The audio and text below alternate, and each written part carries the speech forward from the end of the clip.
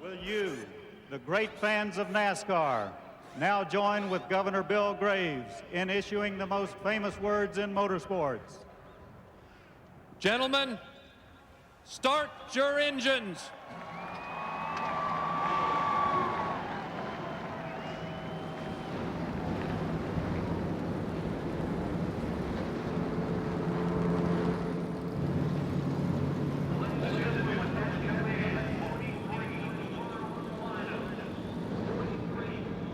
We're ready to go.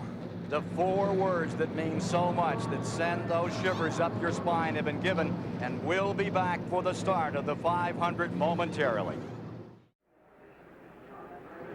The largest crowd in Daytona history, held in suspense, awaiting the green flag from Dan Marino today. There's the man they're all talking about, as they did a year ago, Jeff Gordon, defending champion of the Daytona 500. Let's go topside right now for the folks who'll make the call on this 40th annual Great American Race. Mike Joy standing by with Ned Jarrett and Buddy Baker. Thank you, Ken. NASCAR, of all major professional sports, is the only one to start their season with their biggest and most prestigious event, the Daytona 500. Teams have had all winter to prepare. But Ned Jarrett, there's been a lot of preparation and a lot of speculation of what will happen today. A lot of questions to be answered, Mike. The new Ford Taurus, first time it's been on the track with 43 cars out there. It's untested for 500 miles. And the GM teams have a new engine combination. It's untested for 500 miles. You have some drivers with new teams and some drivers with new teammates. How will all that play out? Then there are 6 drivers in the field who are making their first ever Daytona 500 start. that's just some of the questions that will be answered here today. Well, now, when Buddy Baker won this race in 1980, if you had the fastest car, and you did, you put your foot down, and you did, and you passed everybody to win the race. Today, it's a different game out there. Well, it is. The cars have to stay in good track position. One thing they have to do is stay with other cars to draft. A few years back, when you didn't have the restrictor plate to pull the horsepower out of the engine, you could run a pack down. You could actually fall back and pull back up into the pack. You can't do that anymore. So pit stops, teamwork, and great drivers will win the race today, not just a heavy foot. 56 teams came to Daytona. 43 will start the Great American Race. Here's the starting lineup. For the first time ever, brothers are on the front row, the Labanis, Bobby and Terry. In row 2, Sterling Marlin, 2-time winner, and Dale Earnhardt, his 20th try to win this race.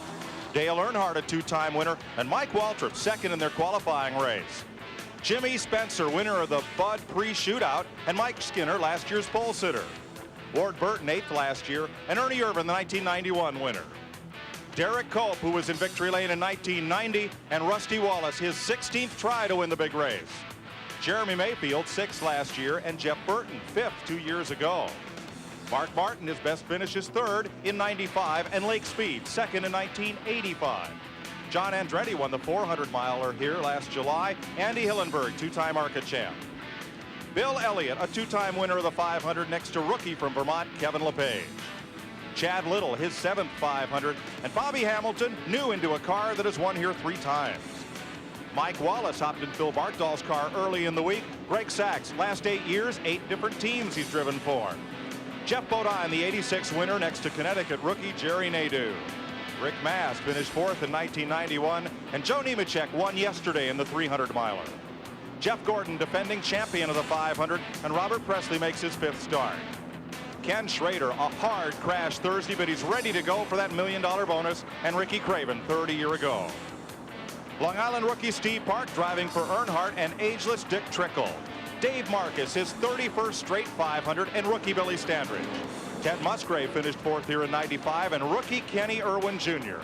Kyle Petty, 3rd generation driver, and Ricky Rudd, 3rd in 81.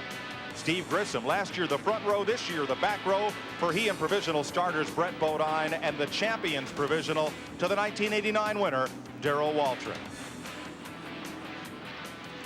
There are 43 cars in the field here today, racing for 500 miles, 200 laps on this 2.5-mile track.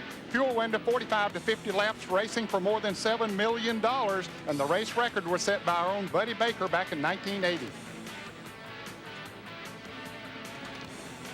Let's take a look at this Daytona International Speedway. Here's the start-finish line, 18 degrees of banking here, 31 degrees of banking in the turns. What does 31 degrees of banking look like? We'll bring our graphic up here, our car. That's what it looks like, but to the drivers, when they go into the turns at 200 miles an hour, it looks almost flat. In today's race, you will have 18 new Ford Tauruses. You will have 3 Ford Thunderbirds, 16 Chevrolets, and 6 Pontiacs. Drivers who failed to qualify for this race listed in alphabetical order. Kenny Wallace lost that final shot on the last lap of his qualifying race. Robert Presley held him off. Today you're going to ride along with the man who seeks to win his first 500 after 20 starts. It's not just that Dale Earnhardt hasn't won this race. It's how close he's come, how many times. He'll start 4th today.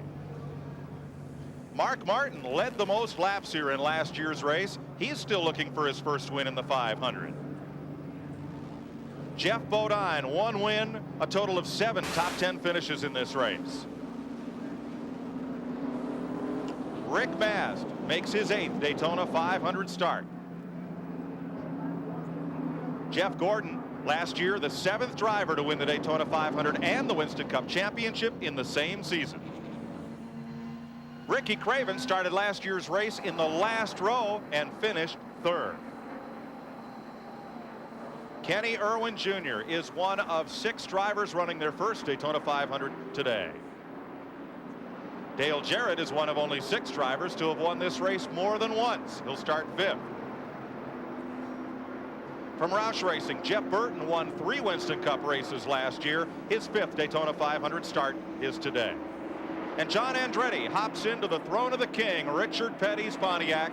He'll start 17th. He won the Winston Cup 400 here last July 4th. And Mike, we're about ready to get this Daytona 500 underway. Dan Marino, not just an observer and the flag waver, he's the co-owner of car number 13, driven by Jerry Nadeau.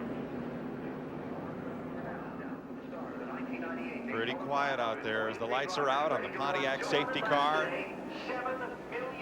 Those butterflies are churning in the stomachs of those drivers, but they're about to leave them here right now.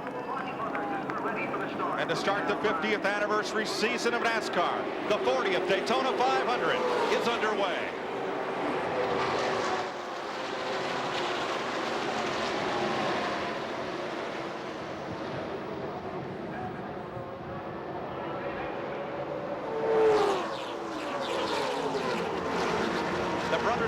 Head off with a lead, but Jeff Gordon got a slow start. He was down on the apron when they dropped the green flag. Gordon comes up to speed as 43 cars uncoil down the back straightaway.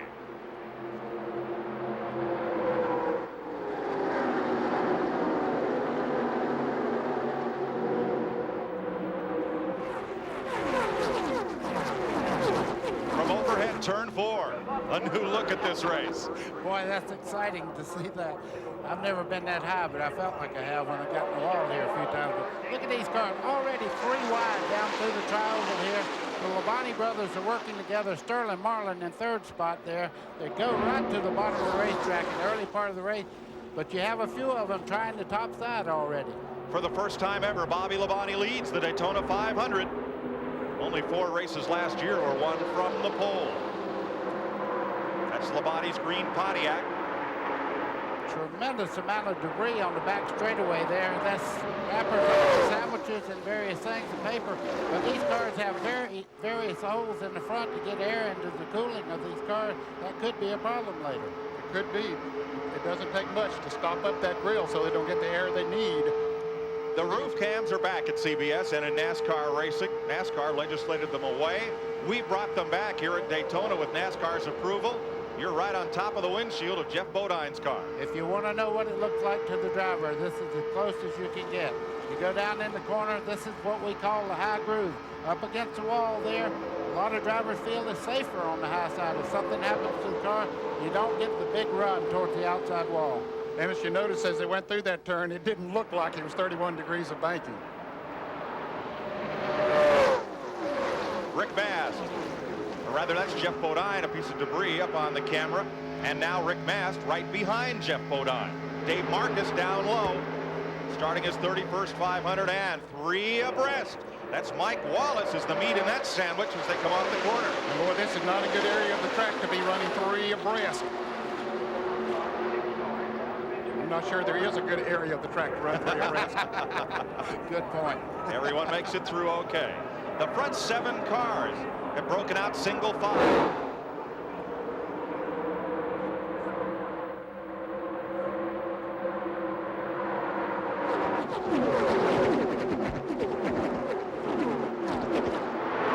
From that back straightaway, tilting sharply into that 31-degree banking of turn 3.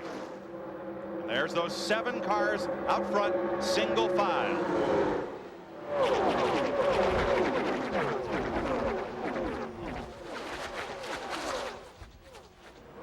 Bobby Labonte, the engineer. Darrell Waltrip driving the caboose. Ralph Shaheen. Mike, there was actually no problem with Jeff Gordon. In fact, crew chief Ray Evernham is proud of his driver. Apparently somebody in front of Jeff slowed down and Jeff ducked to the bottom to avoid him. He really saved the front end of the race car. Good news for the defending champion of the 500. Now, Bill Elliott. Well, he's the burger, and the bun on the low side is Bobby Hamilton, and on the outside, number 2 is Rusty Wallace. And there's not a thing in the world he can do about it, Mike. You don't want to be in that position, but what can you do about it? There's nowhere to go. Here comes Mark Martin in the 6th car there. That's the blue and white car. And you can see on the bottom side, Bill needs to get in line right now. If he don't, he's just going to go to the back. He has some help. One looked over, decided not to go with him. So you can watch him just fade back as they go by.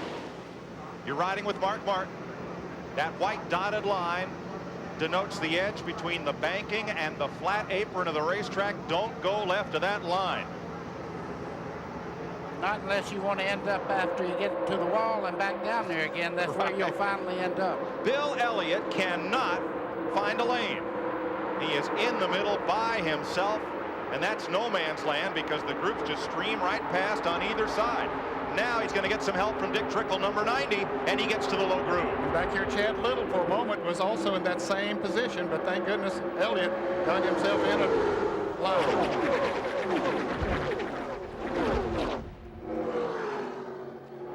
Bobby and Terry Labonte and Sterling Marlin, qualifying race winner on Thursday, with the 2 drivers that time trialed onto the front row. And look at that orange car on the top groove, Michael Waltrip coming. And keep your eye just below him at Dale Earnhardt. He's moving up right now. You see the 2 of them side by side. Earnhardt gets the spot, moves in front of Michael Waltrip as they head down the back straightaway. Now back of the 4th place car, Earnhardt, looking at Michael Waltrip, who drives for the Wood brothers, proud of that 76 victory with David Pearson and 72 with A.J. Foyt, perhaps poised to win it again. You see Waltrip looking to the outside in the 125-mile qualifying races this week. He was very strong on the high side of the racetrack. That's Dale Jarrett just under him there, moving towards the front. Dale Jarrett pulls up alongside in the low groove, and Dale Jarrett has 8 cars lined up directly behind him. He has been running the low groove since the green flag dropped. Sometimes the high groove they get a run off of there can be better, but right now seems to be working pretty good for him. And that 7-car single file line is now just 5 as they jostle behind the black car of Dale Earnhardt. Ernie Irvin down to the inside in that rainbow colored number 36. One of the fastest cars in practice all week has been Irvin. Yeah, he's very, very confident. I had dinner with him last night, and he just said, hey, I've got as good a car as I've ever had here. Dick Berggren. Roger Penske is a captain of American industry. He could be in one of the finest suites here at Daytona. Instead, he is on top of the highest grandstand in the place, spotting for his driver, Rusty Wallace. Rusty just called up and said, Roger, where would you like me to run? High or low? He said, you're doing a good job. Just hang in there. Now look at Rusty and his teammate right there, Jeremy Mayfield. The 2 in the 12 car, similarly painted. They are teammates. Ned, they look like they've got a trailer hitch between them. I'm sure that was planned, Mike. We saw a lot of cars drafting in practice out there yesterday together to see which ones worked good together, and Jeremy Mayfield was very, very good in that 12 car, so he's right there with his partner now. Ernie Irvin still on the inside there. Outside of him, last year's pole setter, Mike Skinner. When they're running side by side and the Labonte boys are all single file like they are right now, the draft works so much better with cars in line than cars that are racing back in the pack at this spot. lose almost 2-3 tenths per lap to the lead cars when they're running single file. 42 cars still in the lead draft. The only one that's out of the draft right now is Darrell Waltrip. Second place, Sterling Marlin on the inside. That blue and silver number 40. Look who's coming with him. Here comes Earnhardt taking over the third spot. Dale Earnhardt has led every single lap number of the Daytona 500 except for 4 laps. One of them being, of course, lap 200, the final one. Now it's Jeff Bodine, the man in the middle. Ken Schrader in that black number 33 moves up just in front of Bodine's number 7. And way down on the bottom is Kyle Petty in 44.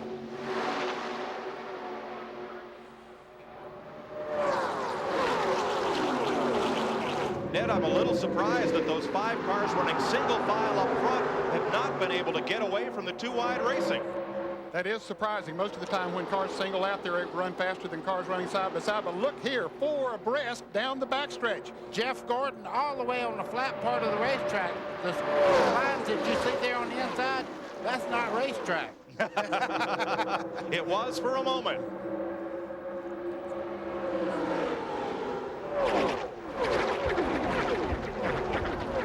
They'll come around to complete lap 11. Ken Squire. Watch number 33, Schrader. Fractured his sternum on Thursday. Has a special flak jacket he's wearing today. Started 43rd. Now he's going up into the top 20. He is flying in that Andre Petrie prepared car. Many said that was the car to watch to win it. But with an injured driver, how could it possibly do that? Morgan Shepherd is standing by to step in should Schrader not be able to go the distance. He was asked the other day, how far would he run? He said, oh, probably the first 200 laps. That's how long this race is. Ken Schrader is wearing a flak jacket like rodeo cowboys wear.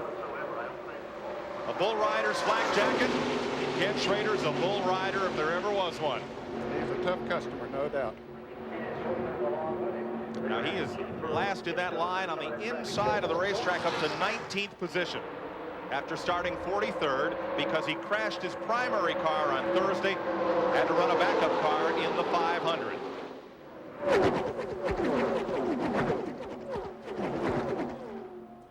Dick Berggren. Mike, you wonder how hard Schrader hit the wall on Thursday. This is the steering wheel he was hanging on to. Look at how this thing is bent. It's all supposed to be straight, not even close to straight. Man, he's a tough guy to be out there racing right now. Schrader won, steering wheel nothing. Ned, you and I have probably bent them some, but I don't think I ever bent one that bad. No, that was, as Dick said, he's a tough customer to be out there now, but it's very determined because he could win an extra $1 million if he wins this race today. He is third in that inside line. 13 laps complete. Bobby Labonte leads Sterling Marlin and Dale Earnhardt. Here's Ralph Shaheen. Mike, Kenny Schrader is racing with a heavy heart today as well. A young man by the name of Stephen Bradley recently passed away due to cystic fibrosis, one of Kenny's personal charities. On his bed, he said to Kenny, Kenny, please win the Daytona 500 for me. It's the only thing I've ever asked from you. And that is what he is trying to do here today. His daughter Dorothy told him, Daddy, Stephen is racing across heaven cheering you on today. Likely so. To do it, though, Schrader will have to get past Bobby Labonte, Sterling Marlin, Dale Earnhardt, Dale Jarrett in 4th, Derek Cope, the 1990 winner, in 5th. Terry Labonte now back to the 6th spot. Skinner, last year's pole sitter, is 7th. Michael Waltrip, 8th. Jimmy Spencer, Ernie Irvin. That's the top 10. And right out of the top 10 is Jeff Gordon, who has come all the way from 29th up to 11th. Side by side for the lead in the back straightaway. Sterling Marlin's going to be a force. I predicted he was going to be the guy to watch today, and he's leading the race already. Earnhardt just in tow, just behind Bobby Labonte. They're trying to get up on the outside as you see them fighting side by side in the corner. On the bottom, Derek Cope, that black number 30 car, edging past Earnhardt, trying to move up in line and secure 3rd spot, and Earnhardt will have none of it. He's not the easiest guy in the world to pass. As you can see, he's fighting back on the outside. Terry Labonte, you're looking back at him right now. These guys are going at it. There is no 2-car draft, 4-car draft. It's side by side all the way back through. 15 laps complete. Sterling Marlin, trying to hold off Bobby Labonte, Dale Earnhardt, and Derek Cope in the great American race. 18 laps complete. Dale Earnhardt, this is his 20th Daytona 500. He has now led 18 out of 20 trips to the beach. Wow. There's a new sheriff in town. I tell you, he's taking this thing over right now. You see Bobby Labonte in second there, running very well. Sterling Marlin is complaining that the car is not running to suit him, but yet he's able to lead, and also he's in the top 3 right now. Here's the pass for the lead. Did Sterling just move over? No, he got caught with the draft there. You could see the outside line had a good run at him, and they just went by him. That's exactly what happened.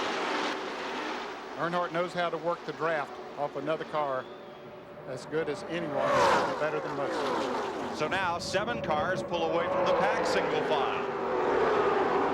Earnhardt, Bobby Labonte, Sterling Marlin, Derek Cope, Terry Labonte, Mike Skinner.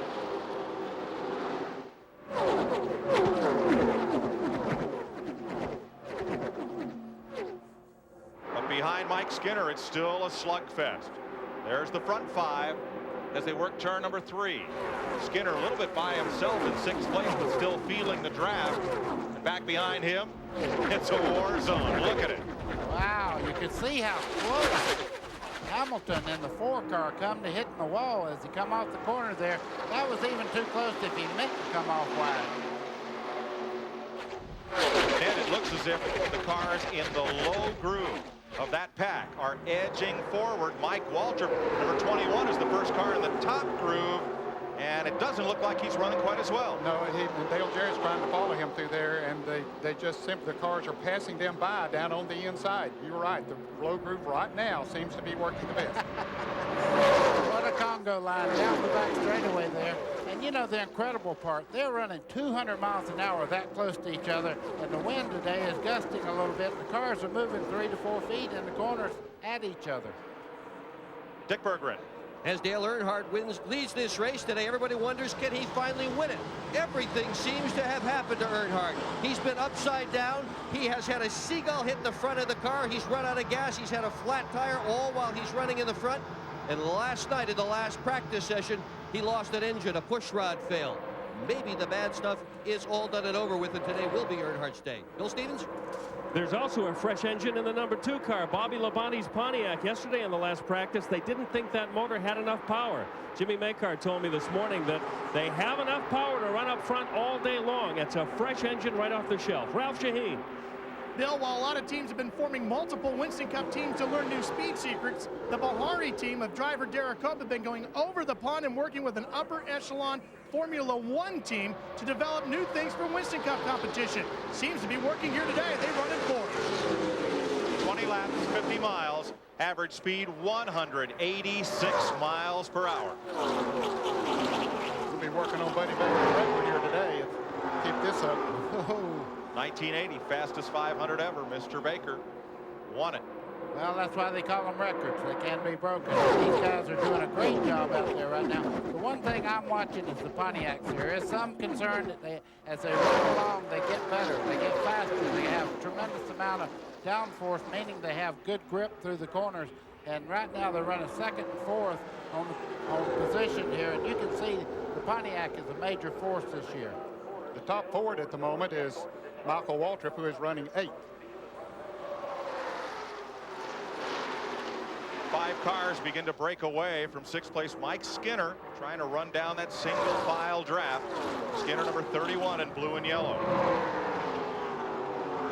I believe they're beginning to do it, Mike, now that they've sort of singled out back there behind those others. 44, right side of your screen, that's Kyle Petty. His granddad won this race in '59. His father won it 7 times, and Kyle's making a charge. He started 39th. He's moved up to 16th. 3 Pontiacs on the top side of the racetrack right there.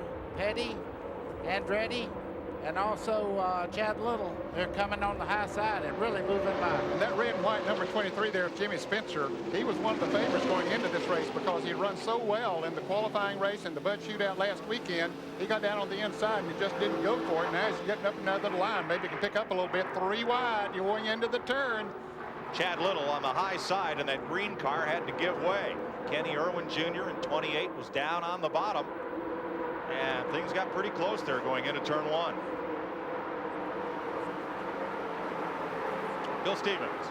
One of the interesting things we're seeing today are the Pontiacs running well nose to tail. During practice this week, the crew chiefs for the Pontiac cars were saying that when they get together in the draft, they actually slow down. They worked very hard during happy hour yesterday.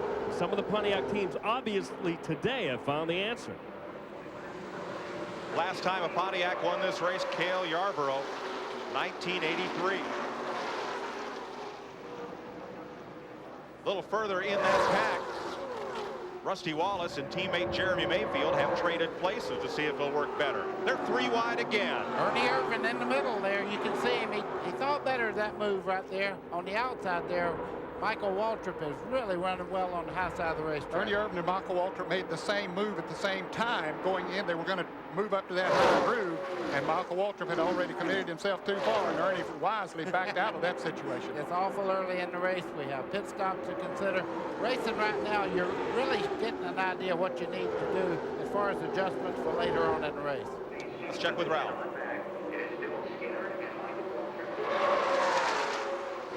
Mike, the Wood brothers made a gear change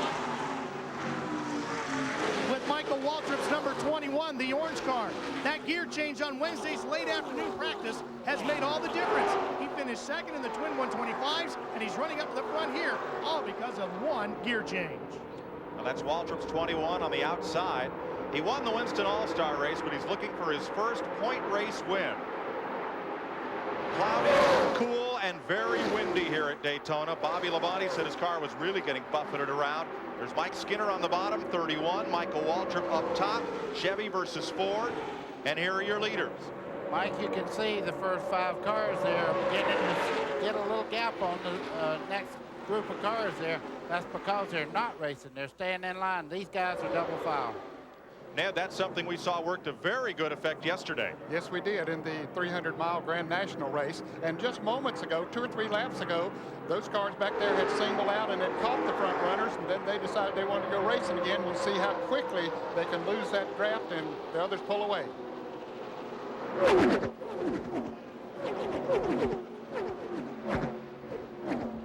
But now those 5 cars in the lead draft are about to be joined by 3. Mike Skinner in 31 now has Michael Waltrip and Ernie Irvin working single file. The draft here is so important. Why? Well, you have a car out front that's breaking the air up and it's turbulating. If you've ever been in a boat and watched the water actually try to follow the boat from behind, that's what the air does. Is it goes over these race cars. It builds a vacuum that pulls the car behind towards the lead car. Also, you're not bucking any wind or anything in the second, third, fourth, and fifth car. So in line, it feels like you have 2 motors instead of 1 in there. You really accelerate. Dale Earnhardt, your leader, looking back at pole sitter Bobby Labonte, the green car. And just behind them, Sterling Marlin went up to the high side of the racetrack, and he is getting kicked well back in the field. Yeah, Mike Skinner has gone past him. So is Michael Waltrip. And now, too, Ernie Irvin. He got shuffled out coming off of turn 2.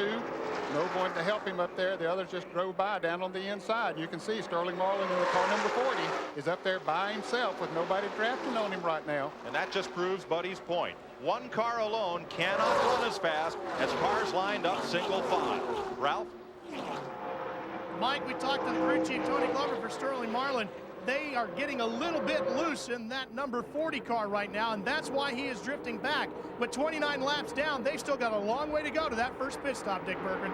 Well, Bobby Labonte and Derek Cope both say they're pushing coming off the corner, but most of the drivers that we are listening to on the radios are telling their crews they're having a hard time differentiating between chassis problems and the wind buffeting them around on the racetrack. That'll make it especially difficult for them to adjust the cars when they come in on pit stops. Jeff Bodine, the end of the tri-oval here at the start-finish line. 18 degrees of banking. Let's see as they roll off into turn 1 just how much those cars are dancing around. We're on the high side, and really you don't get the effects of the wind like if you were a little bit away from the wall where the wind's really traveling about. But what it feels like, you've passed a car on the interstate and your car gets in that vacuum and it feels like it pulls you towards the truck as you go by. That's what the draft feels like. And if you have any extra wind, it really gets a little bit squirrely. Now Jeff Gordon pulled up on number 2 just ahead Rusty Wallace. Wallace came right down the racetrack to take that low lane away from Gordon. 30 laps complete. Dale Earnhardt, 20 years of trying to win the Great American Race. He is your leader. Bobby Labonte, Derek Cope, Terry Labonte, Mike Skinner, and Michael Waltrip. You won't miss a second of the racing action because CBS Sportsline brings you all the latest news from Daytona. Columns, interviews, driver bios, and more at cbs.sportsline.com. Today's overhead shots courtesy of the Goodyear Blimp Stars and Stripes. This year, Goodyear will double its blimp fleet to 6, adding 2 blimps in Europe and a blimp in South America. Dale Earnhardt leads the Daytona 500 after 34 laps. Pole sitter Bobby Labonte. See that big orange dot on the upper windshield of Labonte's car? That signifies he's one of 5 cars eligible for R.J. Reynolds' $1 million bonus. From finishing in the top 5 at Talladega in October, they can put an extra $1 million in the bank if they win here today. It's part of a season-long promotion. And this race pays $1 million already to the winner, so one of those 5 drivers, if they could win it, that's $2 million. We have the first pit stop coming up right now as we see them go down into turn 1. Kyle Petty. Leaders continue as green flag pit stops begin. This looks a little early as Kyle Petty comes in for right side tires on number 44. Definitely early.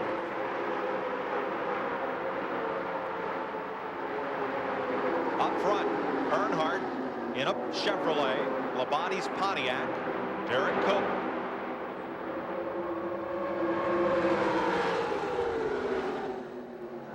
Then Terry Labonte in 4th. Mike Skinner, Earnhardt's teammate, in 5th. Dick Berggren. Pit stops will be coming up fairly soon. Larry McReynolds is crew chief for Dale Earnhardt. When will you pit and what will you do? Well, we can run about 60 or 62 laps on fuel, but you know, at Daytona, you got to kind of go with the flow. You know, even though we can run that far, we may have to come a little early because that's when most of the group might come. But definitely change 4 tires. 4 tires early in the race means a lot here. Racetrack just keeps getting slicker and greasier.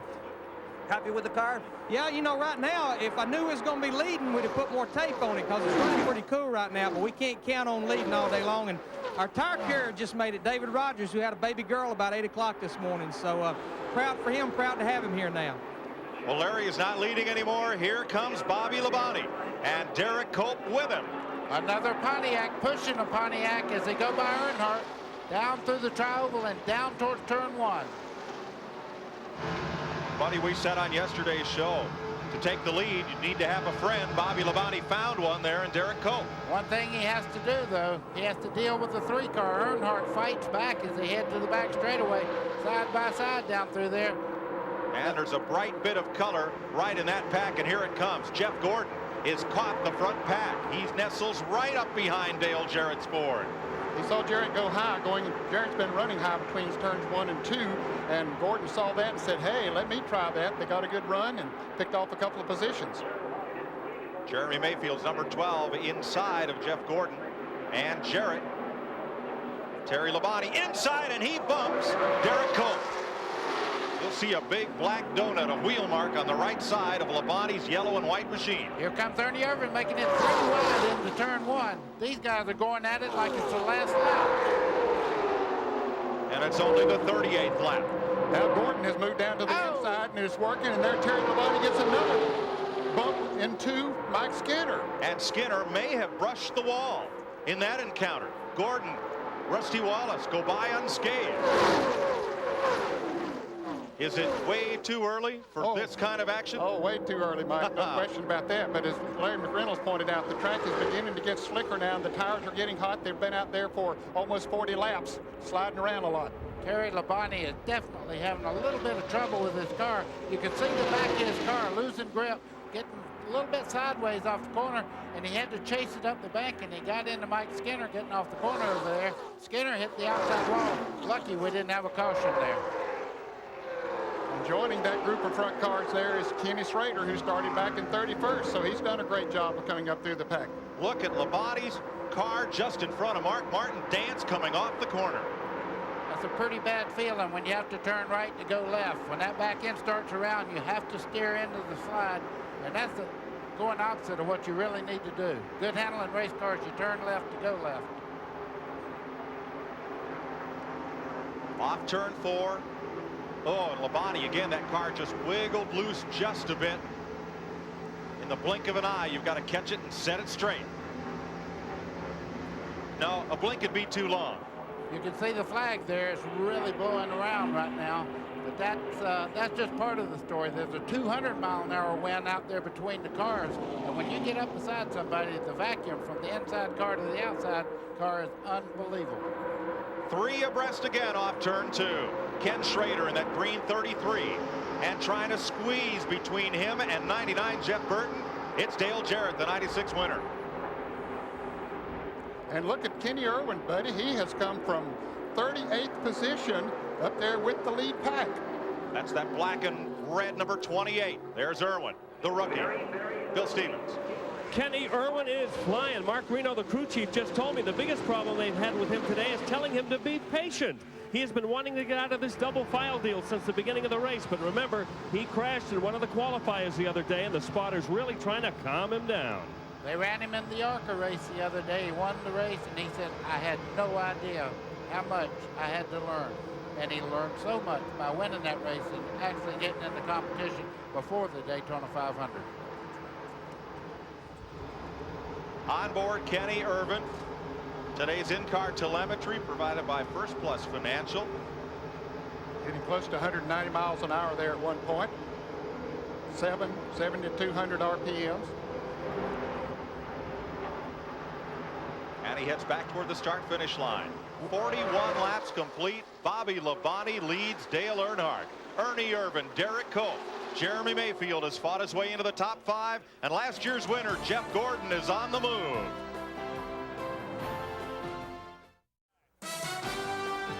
When you're racing for $2 million, things get very close. Terry Labonte and 31 Mike Skinner that brushed together and with the wall just a bit ago. We are still under green from the drop of the first flag. 45 laps.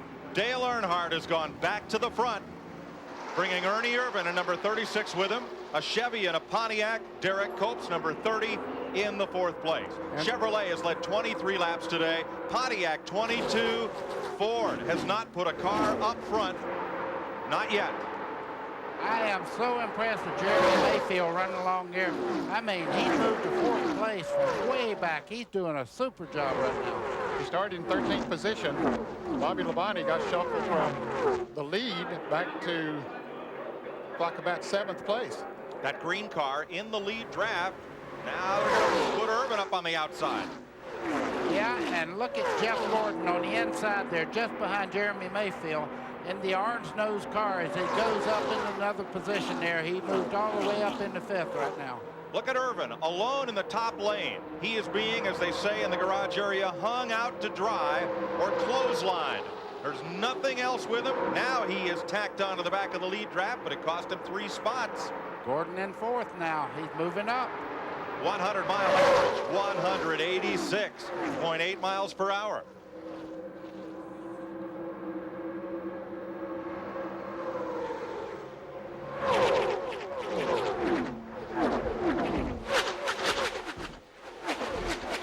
That's as close as we can show you to how fast that feels, folks.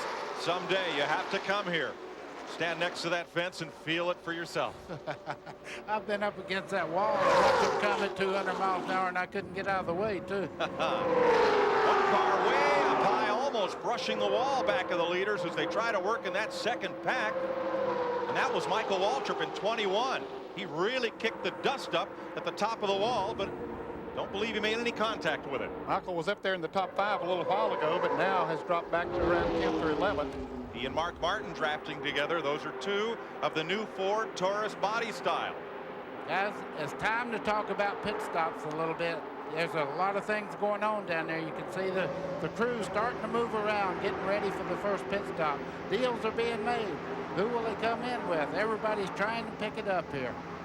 Oftentimes, when the leader comes to pit road under green, many of the top contenders follow. But crew chiefs and their emissaries scurry up and down pit road, talking to other teams, trying to make deals on who might stop when. At the front of the field, Dale Earnhardt, as he's been so many times before. And this time, just as on the last lap of 1990, he has Derek Cope filling up his rearview mirror. That time, Earnhardt cut down a tire and Cope went on to victory.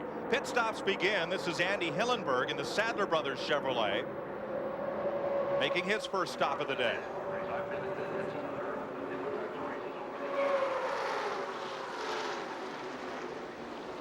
"49 laps.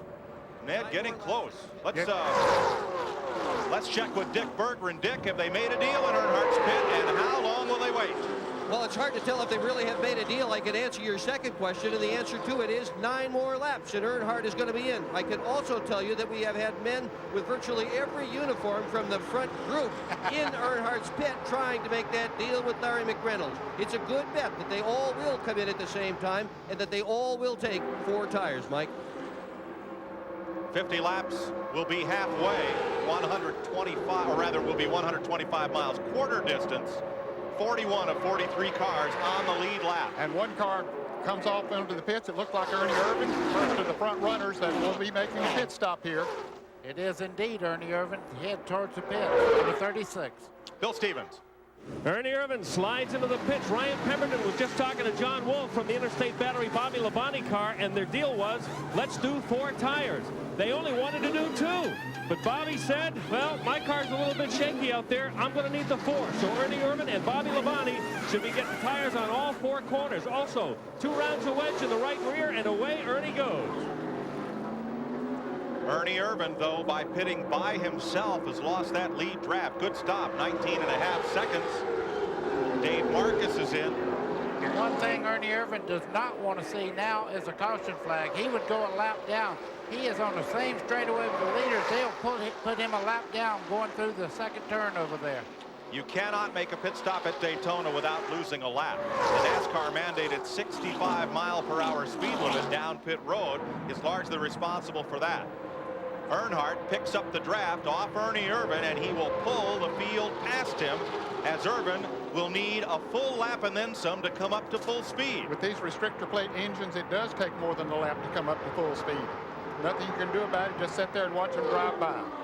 Dave Marcus has pitted. Greg Sachs, number 98, is in, and Steve Grissom, last year's front row starter, driving for Cale Yarborough, a multiple winner of this event. Greg Sachs makes his first stop of the day. The leaders stay out. Earnhardt, Cope, Mayfield, the youngster from Kentucky, up to 3rd, and Jeff Gordon, the youngest driver to ever win this event, is up to 4th place. 4 cars from the back of the field coming into the pits. Big group of them coming in. Ted Musgrave is in. John Andretti part of that group as well. Steve Park, Bobby Hamilton, Rick Mast, and Jerry Nadeau. And also Ricky Rudd. Most of these are cars that started in the second half of the field, and seeing the leaders move away and seeing their cars running a little bit slower, feel that putting on new tires will pick them up in speed. That's why they're in a little earlier than some of the leaders. Now here come the Roger Penske and Penske Pranafus cars onto pit road, teammates Jeremy Mayfield and Rusty Wallace. Boy, Sterling Marlin tried to get in. Apparently felt he was going too fast, slid the wheels, slowed down too much. He's going to lose a tremendous amount of time. Sterling Marlin, he's not up to speed, and he'll have to come in perhaps the next time around. Chad Little is in. Bill Elliott, Lake Speed, making pit stops. Ken Schrader, Steve Park. Ricky Craven has to back up into his pit stall and backs into the 77 of Robert Presley. Excuse me. Well, that cost him a lot of time, too. Ricky Craven having to back up there. And every second that you lose in the pits is a long way out on that racetrack. Mike Wallace, Kenny Irwin, Billy Standridge all making their first pit stop. We've been green since the drop of the first flag. Jeff Gordon's heading towards the pit road now. And who will come with him? Well, Michael Waltrip's coming with him, and Mark Martin. Long pit stop for Ricky Craven. Here's Ralph Shaheen.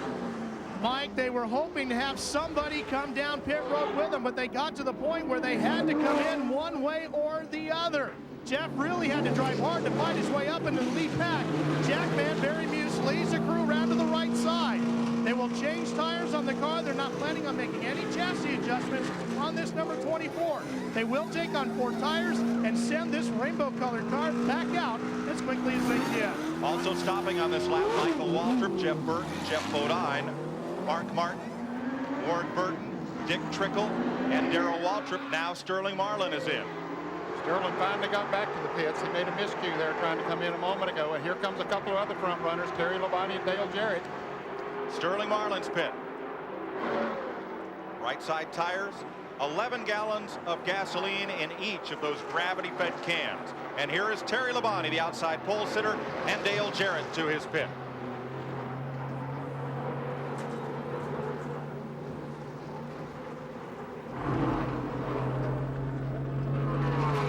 Cold drink there for Terry Labonte, a wipe of the grill. They use those long poles because only 7 men are allowed to go over the pit wall and service the car. Everything else is done with a long reach from behind pit wall. 4 tires, tank of gas, cold drink, clean windshield. Goodbye. Terry Labonte back in the race. And Earnhardt stays on the racetrack with Derek Coach and his Childress Racing teammate, the blue and yellow car of Mike Skinner in 3rd. Larry McReynolds told them down in the pits that they could go 60 laps. That was very surprising that they could go 150 miles on a tank of fuel. We're hearing that right now. Well, yeah, I hope he's right, because I tell you, if you run out of gas here, that's a long ways to coast around this 2.5-mile racetrack. Dale Earnhardt has lost this race in almost every way imaginable. In 1986, he ran out of gas while leading. And we said that you couldn't make a pit stop and not lose a lap. Well, Jeff Gordon and Rusty Wallace have. They're right in front of the leaders, and they've made their pit stops. Yeah, that's almost a lap, though, man. That's almost a lap, yes. Yes. But boy, they had great pit stops and got in and out the pits very good. And they are back up to speed. And that's kind of a break for Earnhardt. You don't use as much fuel in the draft following these cars along there, so this is stretching that fuel mileage just a little bit for him. The reason there are less cars in this lead draft is that when those cars are stopped on pit road, the rest of the field is moving down the racetrack, eating up a football field's worth of distance every second. So if you lose 1 second on the pit stop by taking a little bit longer to change a tire or to fill with gas or to get going, well, that means everybody else on the racetrack is 300 feet ahead of you. Okay, Earnhardt coming in right now.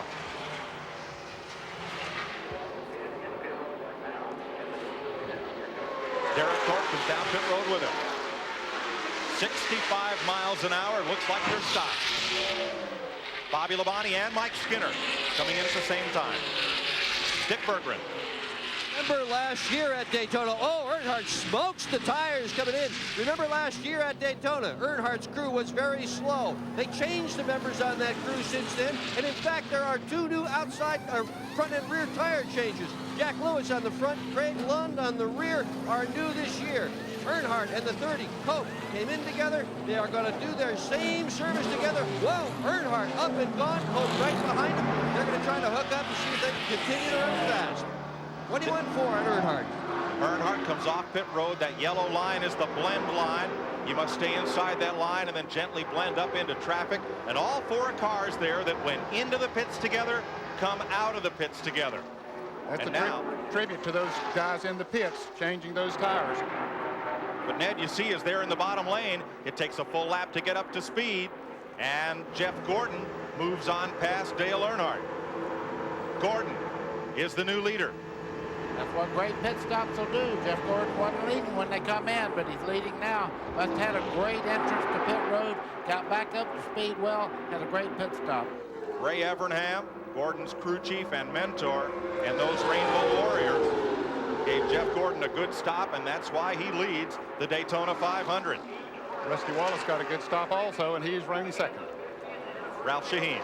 Mike, this top tire here is the one that came off the right front of Sterling Marlin's car.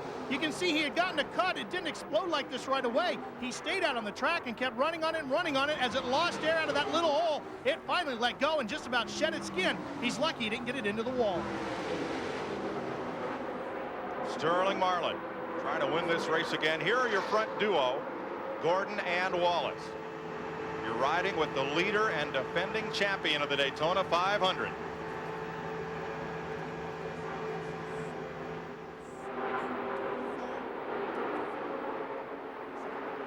We'll be right back.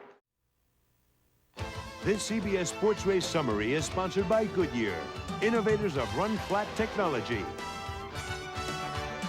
40th annual Daytona 500 after 60 laps, 4 different leaders, 5 lead changes, and it's a record pace over that mark of Buddy Baker back in 1980 at 183 miles per hour. No cautions today, and everybody is still trucking out on the Speedway.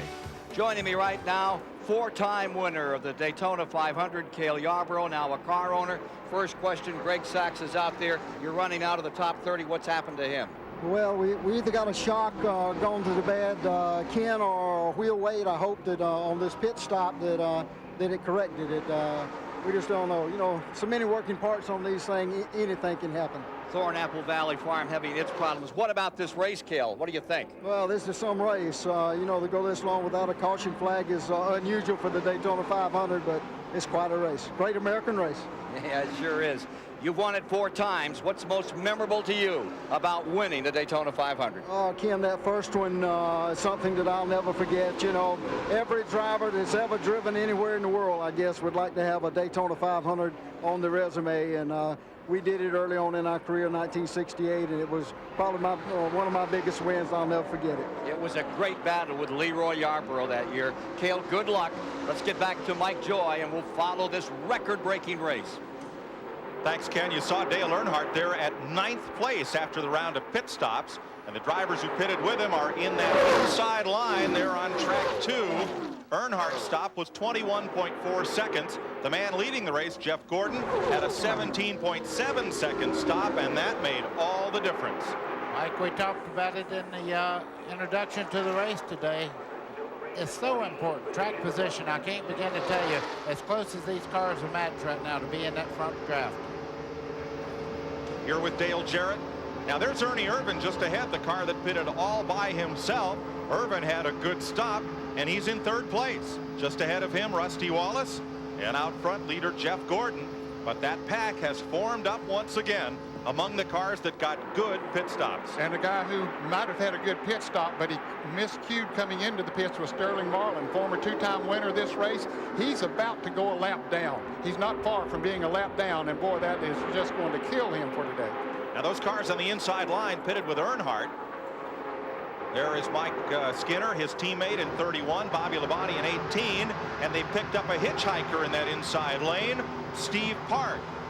The former modified ace, winner of Grand National races last year, is 1 lap down.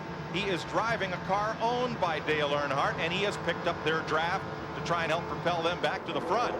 That right side of your screen, that yellow and black car, is Park from Long Island, another 2nd-generation NASCAR driver.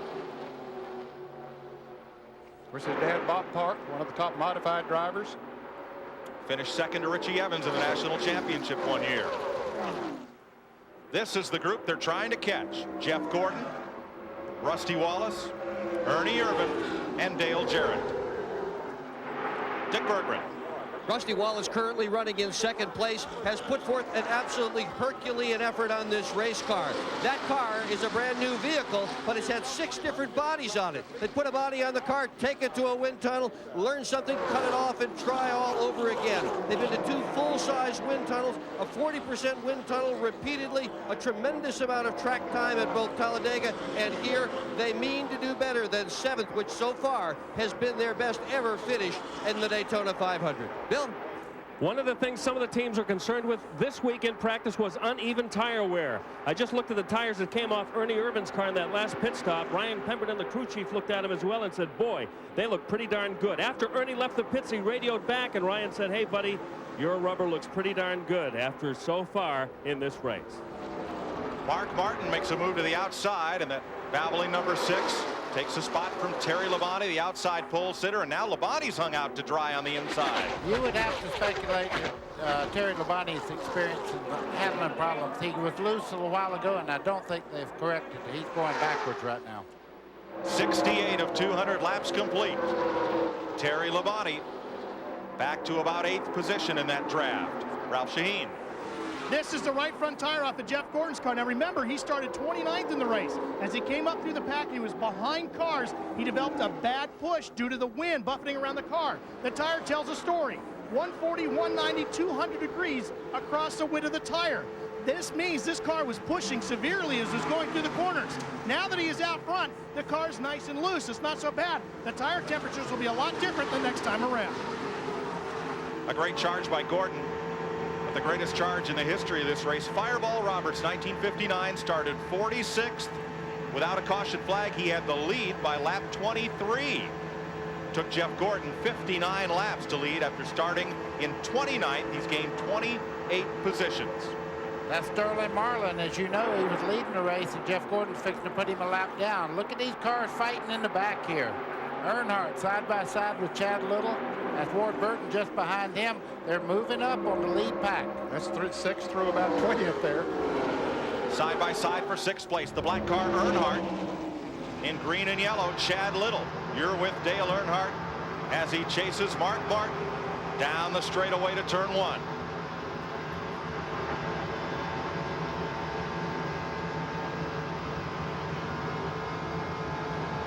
See Dale Jarrett all the way up against the wall there.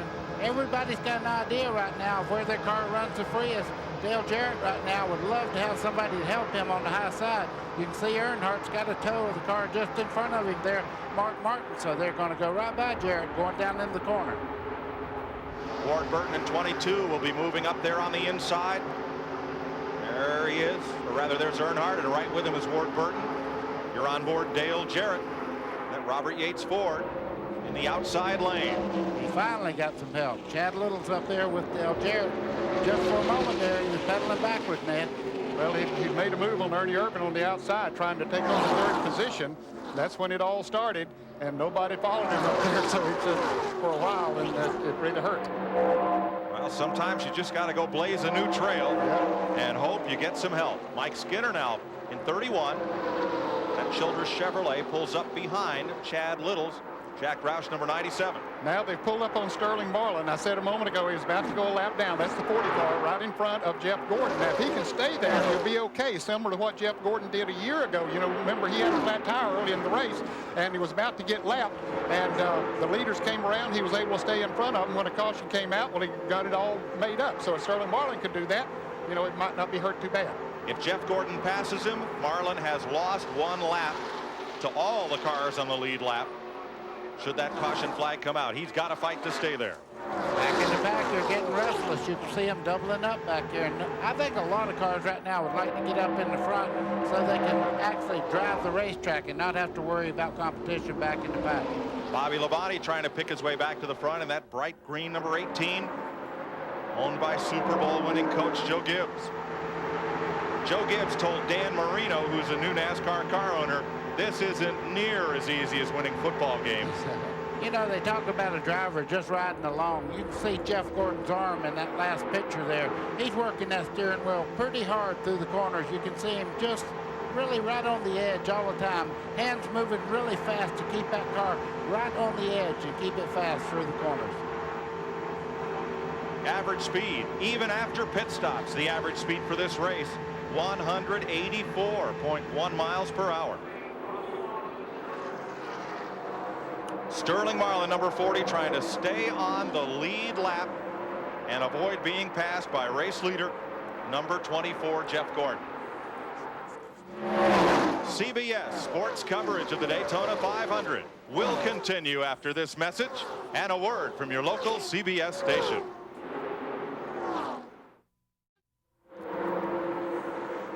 Welcome back to Daytona. Our Aflac trivia question: who was the last driver to win the Daytona 500 in consecutive years? Well, it hasn't been too long ago, Mike. That one's pretty easy. Sterling Marlin.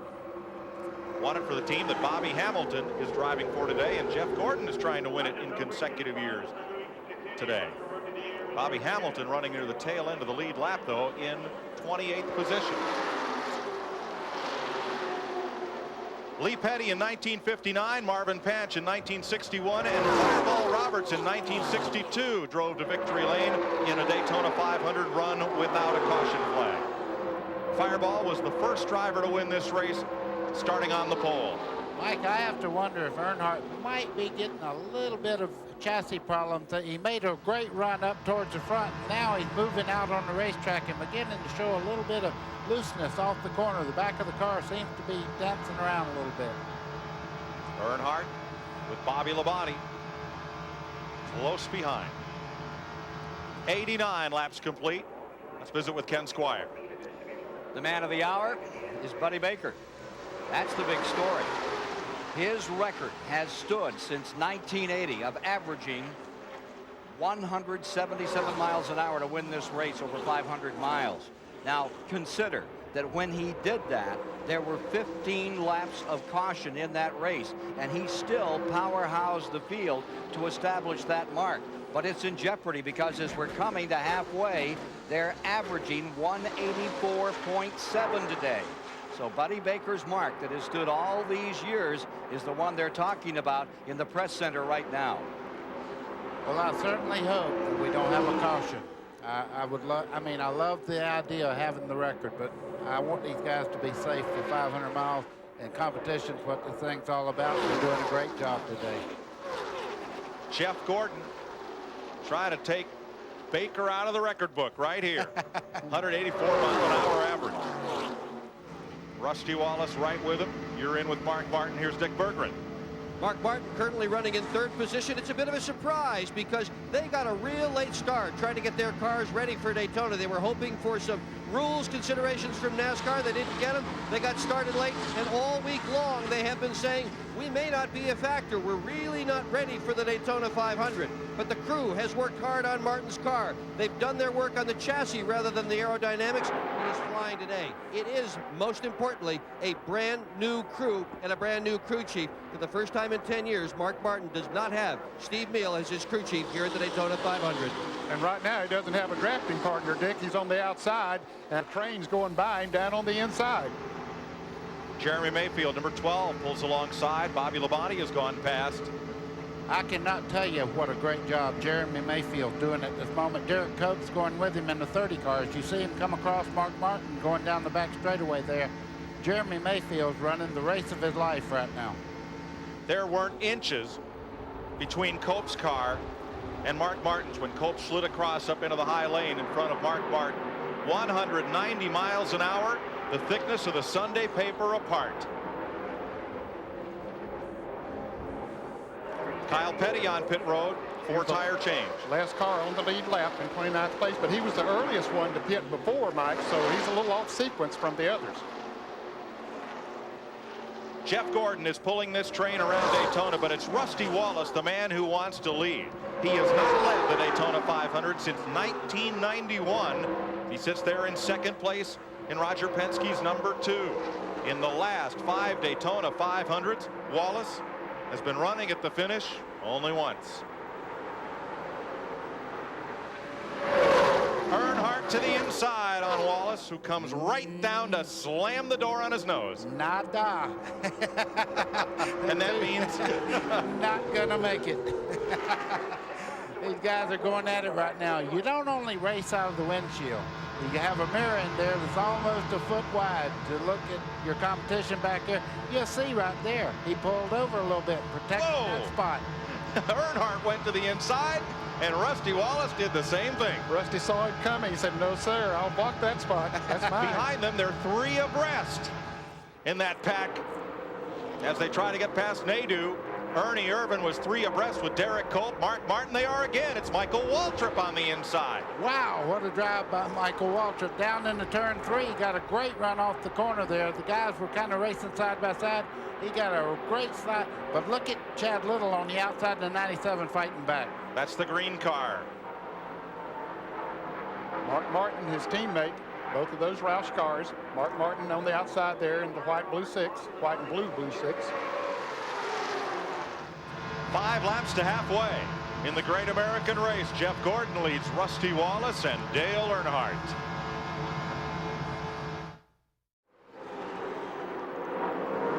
Daytona International Speedway, the biggest race of NASCAR, the Daytona 500. And as they come across the stripe in 2 laps, one of those drivers will be $10,000 richer for leading the halfway lap. Mike Joy with Buddy Baker and Ned Jarrett. Ken Squire above victory lane. Dick Bergman, Ralph Shaheen, and Bill Stevens on pit road. 96, 97, and 98 are 3 of the 4 laps of this race that Earnhardt has never led. The other is lap 200. Earnhardt's trying, though, every lap. He goes upside, Rusty Wallace. He goes downside. It sounds like that Chumbawamba song. Well, that'll work right now, but I wouldn't want to do that to Earnhardt with 10 laps to go. I can tell you that. You might get a different view. You might be looking in the mirror watching the straightaway get longer. Let's take a lap with Earnhardt. That's the start-finishing line. You can see the orange line across, out against the wall down the straightaway, following Rusty Wallace in the draft. They'll go to the bottom of the racetrack. Earnhardt goes up. That's the difference in 2 ideas of what it takes at this part of the race. Earnhardt's in the high groove. Rusty Wallace and those guys right on the white line on the bottom. Against the wall down the back straightaway, you can see them move over to get in the slipstream, so you get that extra toe from the car in front of you. As they head down into turn 3, you can see a lap car there as they start to the high side to get by him. Jeff Gordon drifts up. The 2 car there. Rusty Wallace moves up. Now watch them when they come to the straightaway here. They go right out against the wall and right back into the tri-oval. That's a lap around Daytona. And it's the halfway lap. Ring the cash register for Jeff Gordon. He picks up $10,000. 14 times the halfway leader has gone on to win the Daytona 500, including Bill Elliott twice, Richard Petty twice, Buddy Baker in 1980. Of course, she led almost every lap that year. Yeah, I had a great car, a great team. That's what it takes. I said at the start of the race, it takes great teams, but it's took great teams since the day the first Winston Cup race was ever run. Somebody had an advantage by having great people to work with them, so you can't take all the credit being the driver, believe me. Bobby Allison did that twice. So did Cale Yarborough. Once, Junior Johnson, Mario Andretti, A.J. Foyt, and Davey Allison, along with Baker, led the halfway lap and went on to win. This is Jeff Gordon leading the Daytona 500, trying to win it 2 years in a row. You see the tape in the middle of the steering wheel. That centers up the steering. If he was to get in a spin where he had to center up to know where he was back straight, that keeps it. And also when you make a pit stop, you can get the wheel straight so you know where they're at there with that tape. When it's straight up, that's straight ahead. Looking out the windshield of Jeff Gordon's car, and according to NASCAR rules, once you reach the halfway point of the race, if it should be called for darkness or rain, the race would be official. So we'll have a completed Daytona 500 today. And the sun popped out just as we hit halfway. So. Yeah, it looks the best here right now that it's looked all day long. Certainly better than the forecast. They call that Bill France weather here in Daytona. Since Bill France Sr. built this speed plant in 1959, this race has never been rained out. It's been raining at 11:30 in the morning, and we've still started on time, gotten the whole race in. It's been rain shortened, but never rained out. Dick Berggren. Jeff Gordon just called into his pit crew, and I'll tell you what, it's bad news for everybody else out here. Gordon said, I quote, "I don't know what we can do to make this car any better. It's awesome." Oh boy. Well, Doctor, looks that way. That means cha-ching if he's perfect, because that car is running flawless. You can see he still has to work pretty hard in the corners. His hands are still moving pretty hard on the steering wheel. It's not just a ride around in the park. They still have to keep that car under control every second. Breaking away from the field, Jeff Gordon, Rusty Wallace, Dale Earnhardt, and Bobby Labonte. That one car by itself in 5th place, trying to run them down just behind these leaders. There's Jeremy Mayfield, and Ned, it looks like he's catching him. Well, he dropped back a little bit, and he's trying to get back in the line of the draft. He has a fast race car. We've talked about him several times today. He's done a great job, so he might be easing back up on them.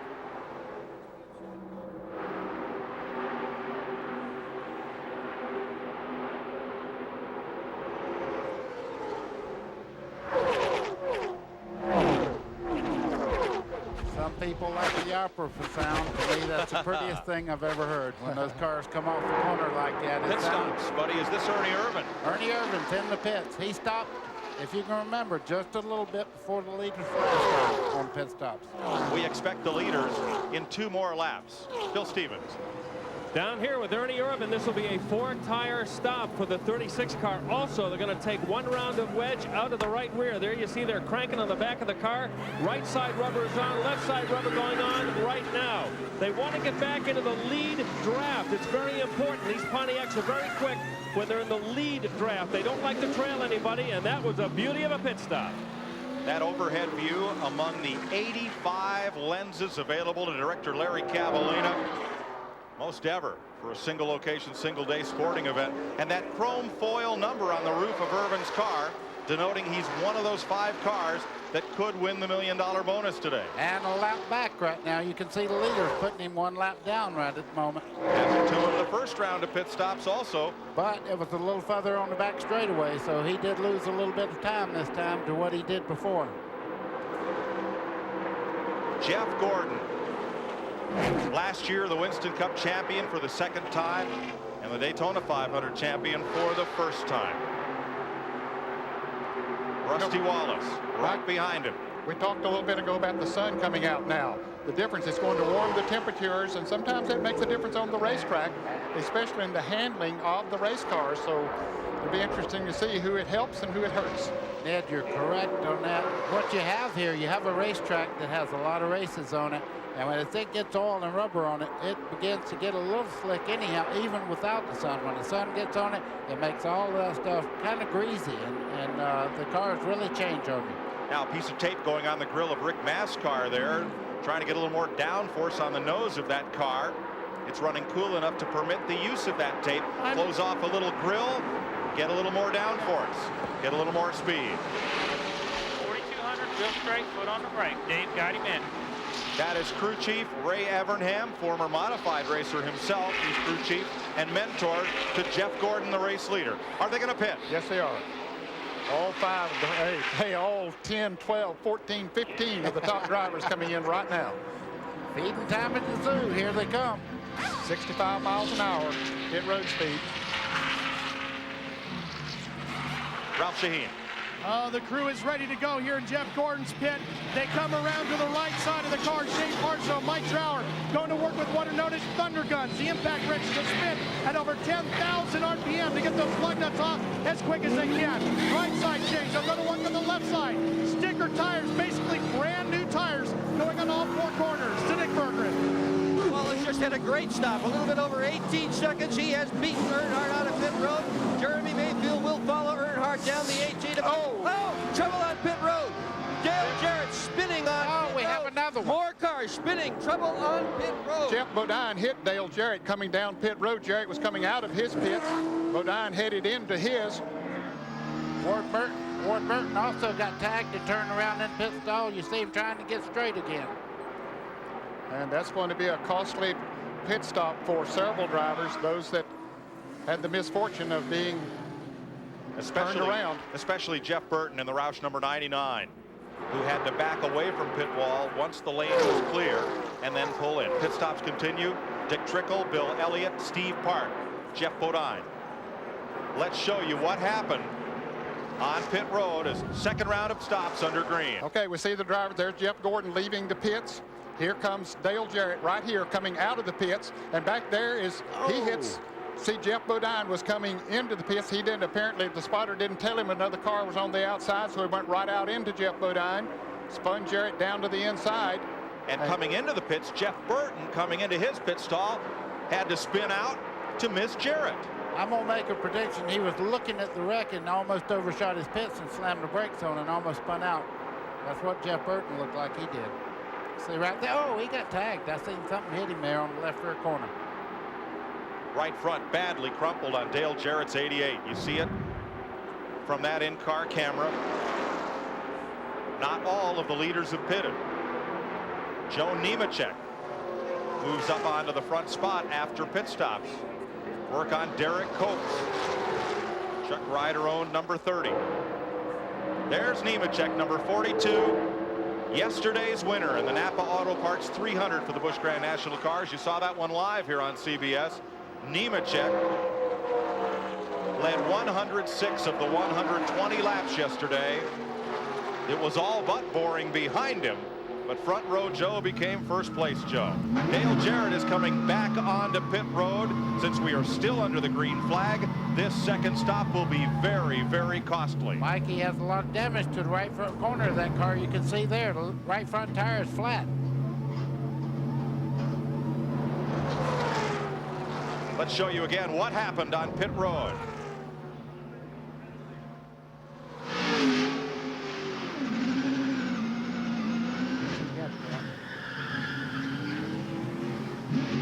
He had to move outside. Jarrett saw Mark Martin starting out, so he cut out to move around him, and Jeff Bodine was coming into the pits, and to make that contact, and a costly situation. Bill Stevens. Lots of damage on the right front, as you can probably see. Down here, they got a hacksaw out, and they're whacking away at that sheet metal. They're going to pull a big chunk of that metal away from the car. They've already changed the right front tire. They've got all kinds of 200-mile-an-hour tape that's going to go on there, hopefully to keep that fender from flapping too much. A very costly development here to Ralph Shaheen. After Jeff Gordon's pit stop, he smelled smoke, rubber smoke, inside the car. They radio back and forth between him and crew chief Ray Evernham. They believe what he smells is from somewhere else, but not from inside his car. They're not really sure what it is or where it even comes from. Jeff Gordon continues on. Joe Nemechek leads this race. Gordon now in second, pulling up on Kenny Irwin Jr., the rookie, and moving past on the inside. Black flag is out for Ricky Rudd, Brickyard 400 champion. You're watching from Irwin as the leaders go on past. Gordon, Wallace, Earnhardt, Mayfield.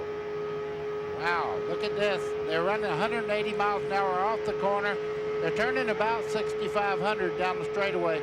With restrictor plate motors, you try not to power over 7,000 with them because you don't get enough air and fuel in the car to make it really run over 7,000 RPM. So you just put a gear in there. In-car telemetry provided by First Plus Financial today.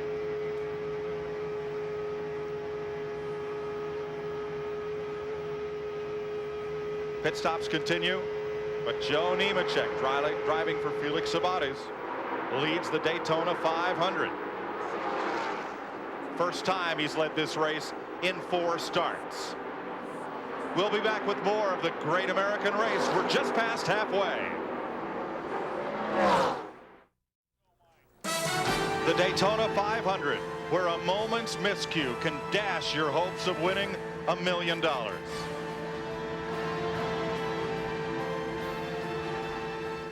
115 laps completed, 4 cars in that tight lead draft. Jeff Gordon, last year's champion, followed by Rusty Wallace and Dale Earnhardt, who've tried a combined 36 years to win this race, and Jeremy Mayfield, the young driver from Kentucky who grew up watching Darrell Waltrip and thinking, hoping someday he'd have a chance to run this race.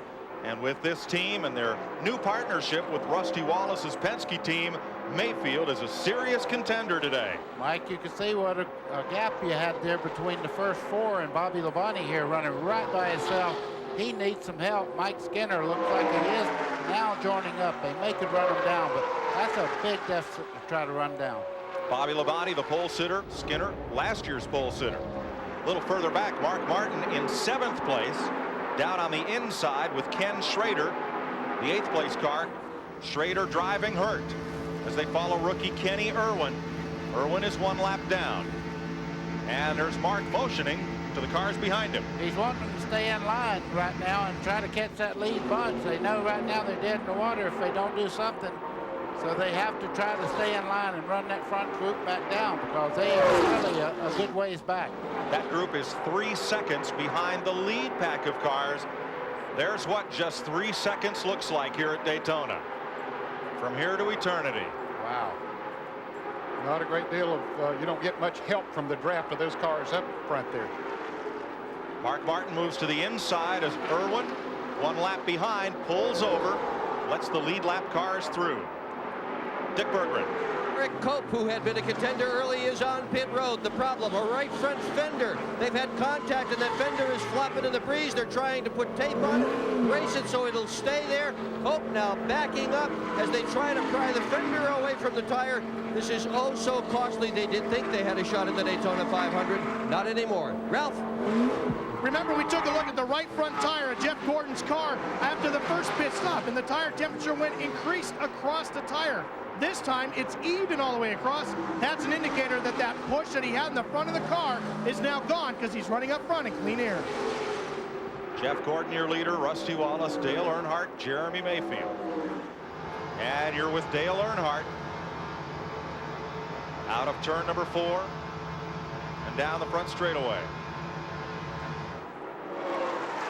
Let's have a look back at last year's third place finisher who started in the last row and came up to third. Ricky Craven, the Newburgh, Maine driver today, running on the lead lap in 19th position, right behind Mike Wallace.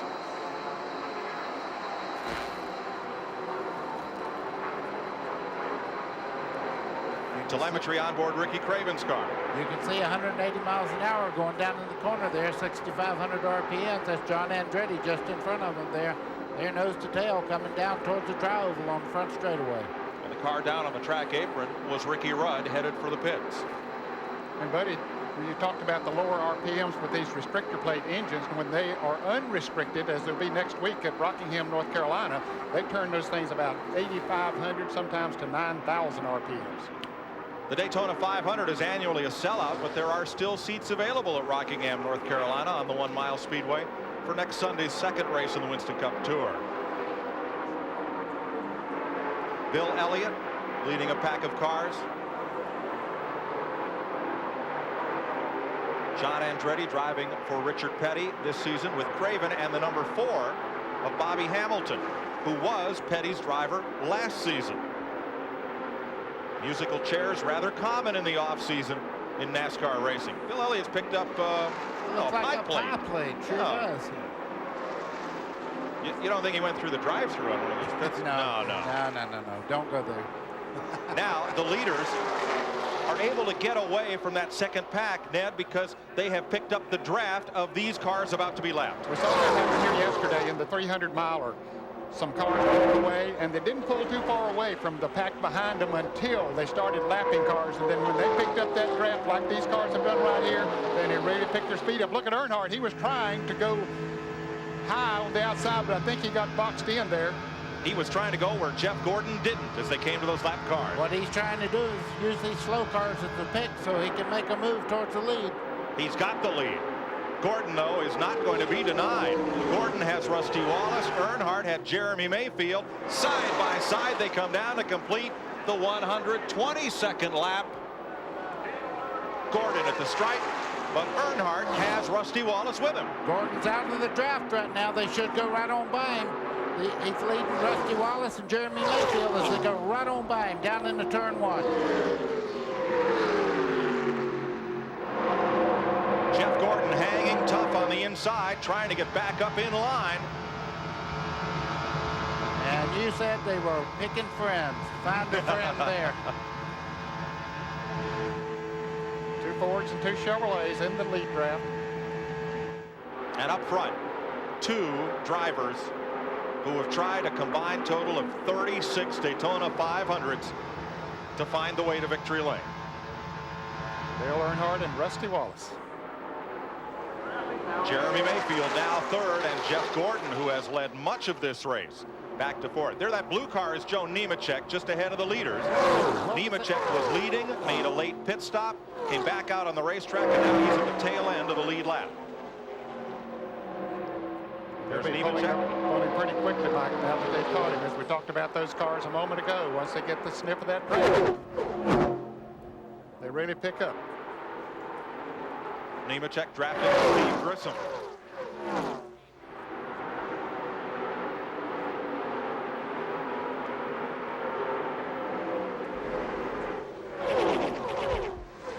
In Jeff Gordon's pit, Ralph Shaheen. Mike, apparently push developing in the 24 car now with Jeff Gordon. They'll keep an eye on it and see if they can't get it fixed. And next time in, they're going to have to stay out as long as they can to keep him in the lead pack. You can see Jeff Gordon right on the white line there. He seems to be... I got a shredded tire down low on the back stretch. And you've got Ward Burton slow in the back straightaway. That guy's throwing it all over. He's going into 3 right now. Spotters and crew chiefs talking with their drivers. And there is Ward Burton, who has cut down a tire and will make it back around to pit road. You could hear Jeff telling Ray Evernham there's stuff all over the racetrack back here. And caution is out for the first time today. The yellow flag waves over the Daytona 500. 125 laps of green flag racing now. We're under caution. CBS Sports coverage of the Daytona 500 continues after this message and a word from your local station.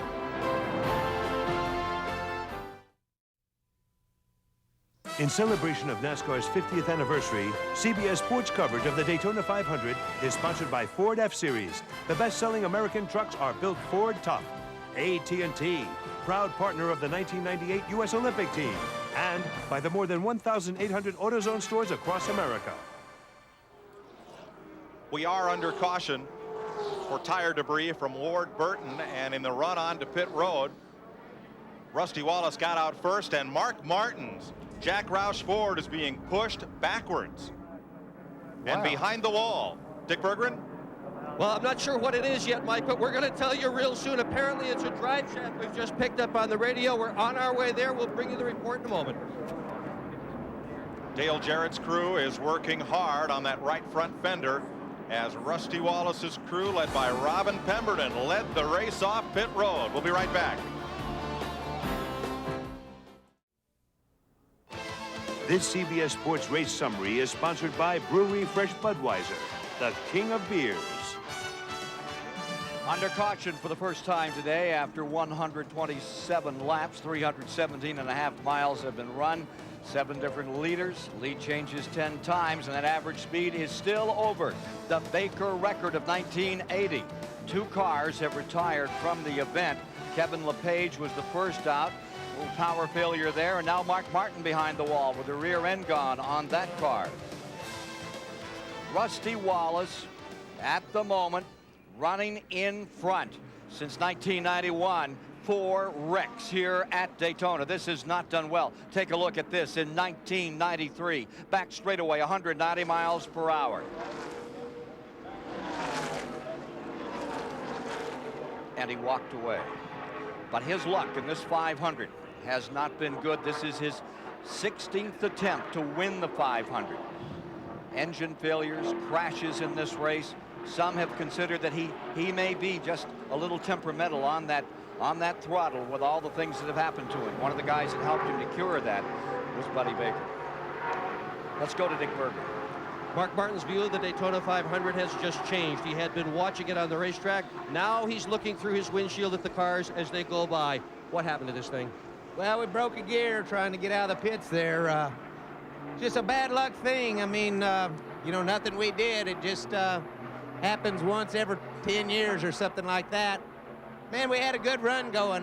You know, I thought we were giving Valvoline, Cummins, and Bugles, Bosch, Ford, Eagle One, all these guys something to cheer for. You know, I don't know if we had a shot to win, but we had a top 5 car, and the guys, everybody pulled together and worked real hard to put this thing together, and this is just a real disappointing way to have it turn out.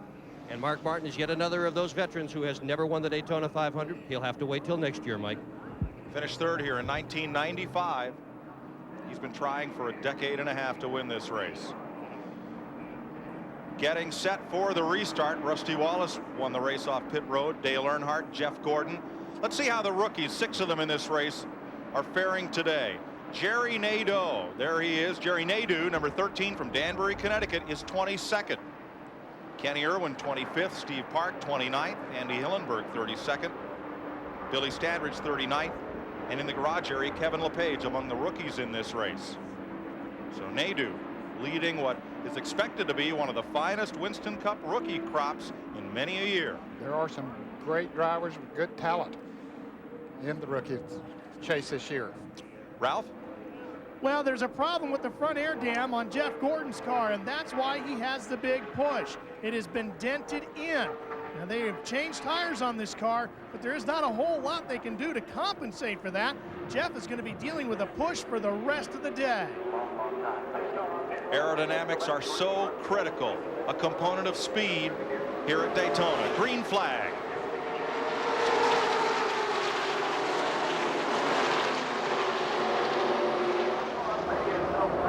First time a Ford has led today, Rusty Wallace.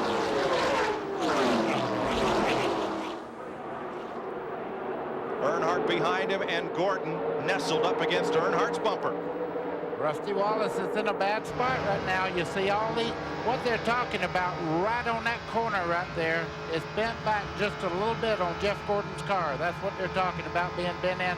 It don't look like much, but at 200 miles an hour, that's a lot of lift on the front of the car. And look at the distance Earnhardt has pulled on Gordon in a lap. 3 car lengths.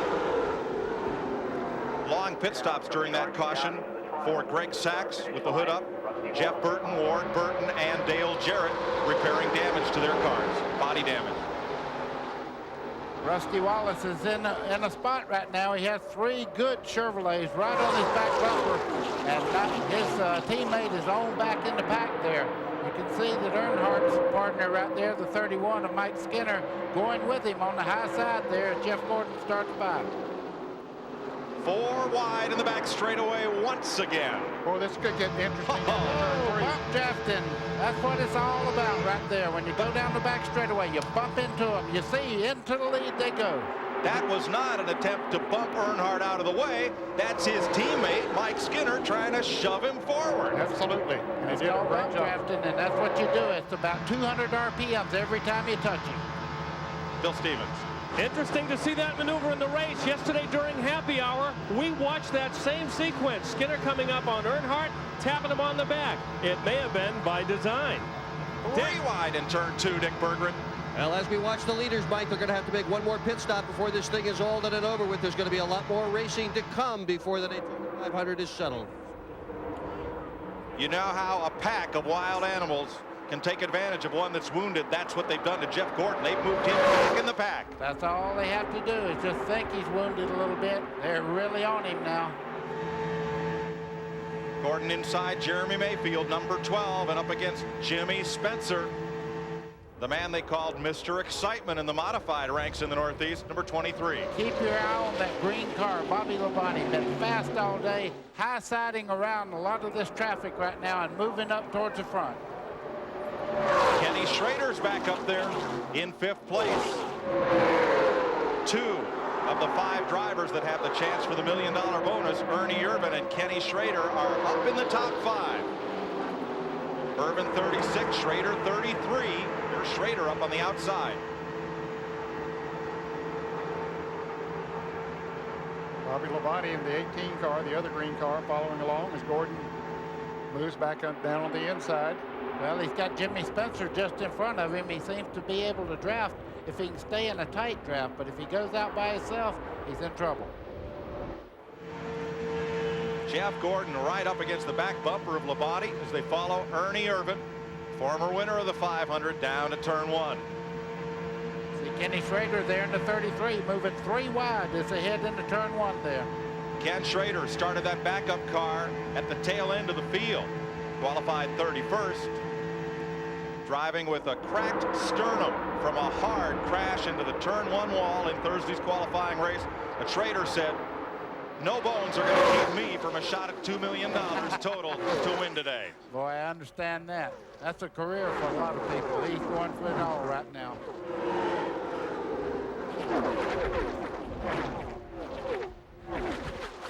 Giving our camera a little work over there. You can see how much air pressure is off those cars. It actually moves the camera then. 2 by 2 behind the 3 leaders. Into turn 1 at 190 miles an hour. Driving up on a banking that's probably steeper than the roof on your house. Richard Childress' car is first and second right now. That's a hard thing to overcome when you have a teammate up under you like that. Somebody has to really get with somebody and change the groove to get by them. You won't see these guys make a mistake and give that up.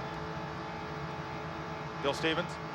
Just spoke to Andy Petrie, the crew chief for Kenny Schrader. Asked him, how's Kenny feeling in the car? He says the flak jacket was a stroke of genius, helping to dampen some of the vibrations that would come up and ordinarily cause him some discomfort. He said, he's feeling great. I said, does $1 million have to do something with it? He said, yep. Schrader has Morgan Shepherd standing by in relief. Shepherd, rideless for the Daytona 500, hopes to put something together for the rest of the season. Just a second ago, Rusty Wallace was giving everybody chase around the racetrack. He's staying on the bottom side of the racetrack, and the groove moved up just a little bit. He's dropping back as we speak. 65 laps to go. Ken Squire. Heroics are such a part of the Daytona 500, and they always have been, but this ride by Schrader should not be discounted. Imagine fracturing your sternum 3 days ago in a 185-mile-an-hour crash. He qualified 31st. He had to go to his second car, started 43rd. He's driven this thing right up into the top 5 once again. This is truly a heroic performance, and that car rides like a buckboard. The way they have these Chevrolets designed to run this track this year, you feel every bump. You feel every crevice on the track. He was telling me he was going to get a new dentist because he had so many fillings he'd have to replace after 500 miles. Imagine how he must feel right now. But there's no pain for Schrader. It's like Earnhardt coming back after that terrible crash at Talladega and sitting on the pole at Sears Point, California. These people are special. Gotta wonder what $2 million feels like. Well, you can ask Ernie Irvin. He's one of them that's trying right now, and he's moving up beside the team car of Dale Earnhardt. Mike Skinner, you can see he has a good draft on the bottom side of the racetrack. He's going to take it away from Skinner, and this is a whole new ball game. Ernie Irvin told me last night no one driver could win this race by himself. You had to have help and the draft. We'll be right back to Daytona after this.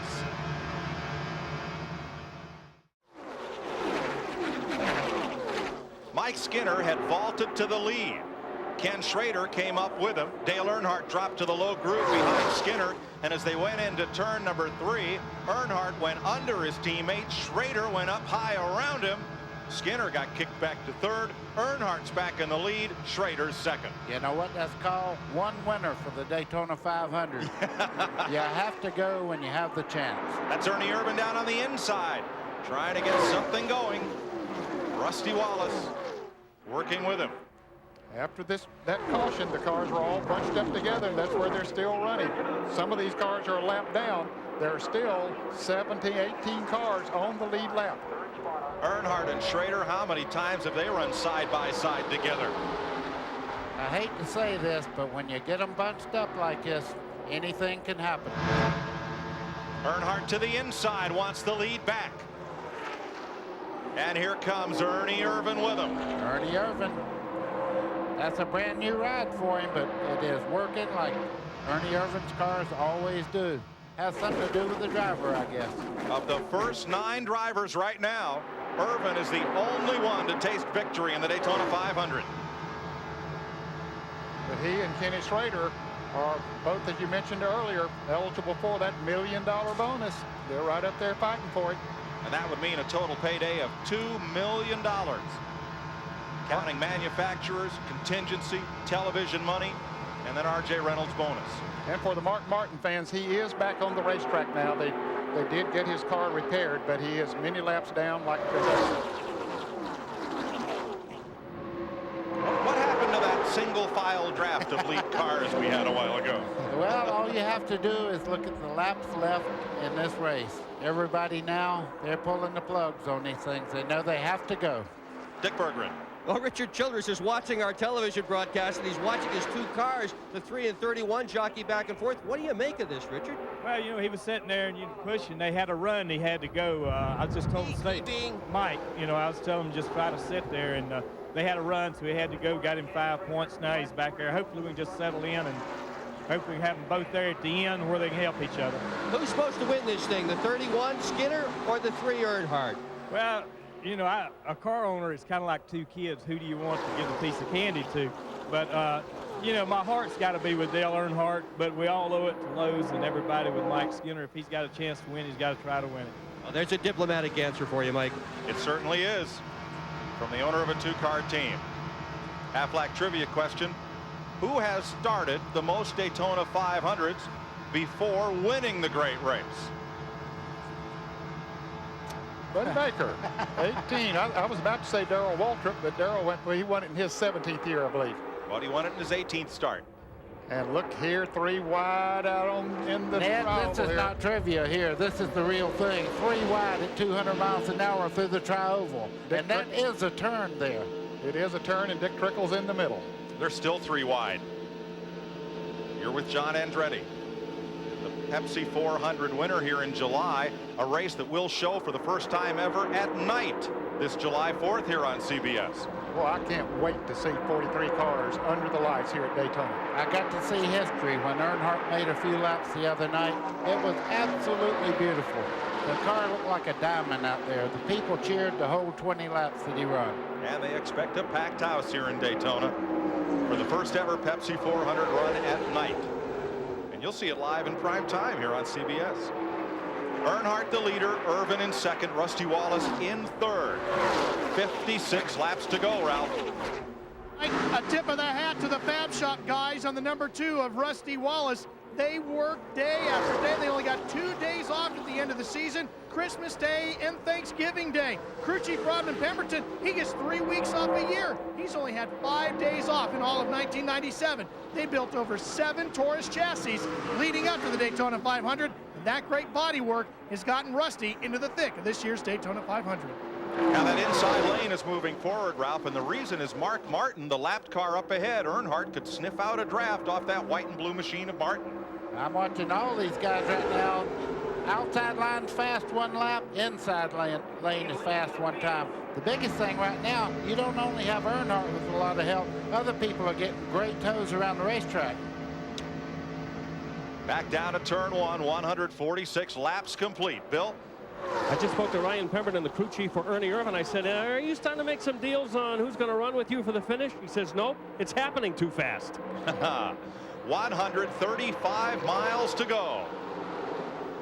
Dale Earnhardt. Jimmy Spencer on the inside of Mike Skinner. Number 23, Spencer. Number 9, Lake Speed. Number 90, Dick Trickle. And Mark Martin 1 lap down, trying to stay away and out of the way of the contenders to win this race. That's exactly what he's doing. A true champion type driver to never create a problem as close to the end of the most important race these guys run. Still got over 50 laps. 3 wide. Over 50 to go. Down there at the start-finish line. That's Dale Earnhardt's team communicating with their driver. 53 laps to run. From this point in the race on, Dale Earnhardt's led this lap, lap 148, and every other lap in the rest of this race, 1 year or another, except lap 200. That's Larry McReynolds in the upper right.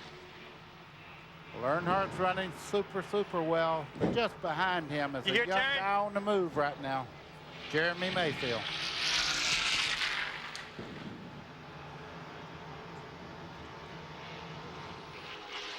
Single file.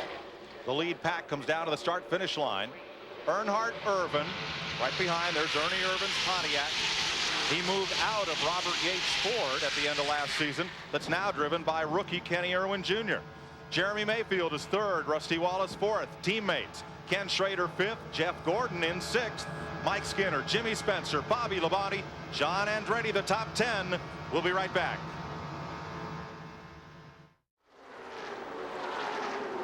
.49 laps to go in the Daytona 500. Dale Earnhardt's been coming here for 20 years trying to win this race. Ken Schrader for almost that long. That's Schrader in number 33. Thursday, in the 125-mile qualifying race, Schrader got bumped from behind by the yellow car of David Green. Turned to the apron and then whammed into the turn 1 wall, taking Johnny Benson with him. Schrader's impact speed about 180 miles per hour. The force jolted him forward in the shoulder harnesses, cracked his sternum. He's wearing a flak jacket today, but he said nothing would keep him from a shot at $2 million if he could get in that car, and he has.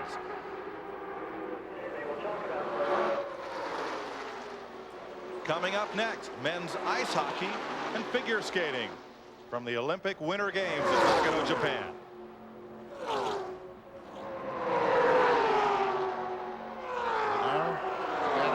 Schrader's going backwards. He's starting to push in the center part of the corner. Gordon's coming forwards. Yeah. Jeff Gordon is on the inside of Kenny Schrader's 33. And Schrader may drop to the tail of his lead draft as Mike Skinner goes past as well.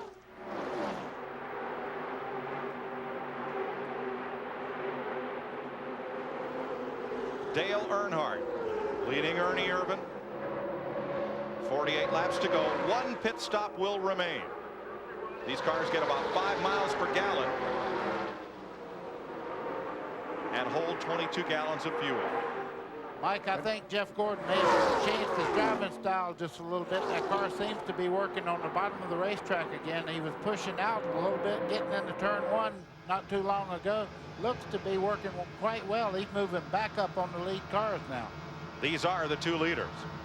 You're just perched on the back bumper of Dale Earnhardt Chevrolet, looking back there at Ernie Irvan. Jeremy Mayfield, the youngster from Kentucky. His teammate, Rusty Wallace, and Jeff Gordon. He was thinking about making a move. Look at Mike Skinner. He's looking on the outside of Jeff Gordon. I don't believe he's going to be able to pull that one off yet.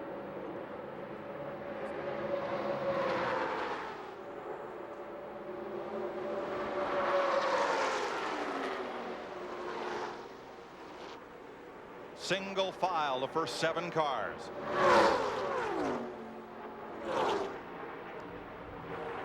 Right in the middle of that group, Jeremy Mayfield, 5th start in this race. Looking for his first top 5 finish.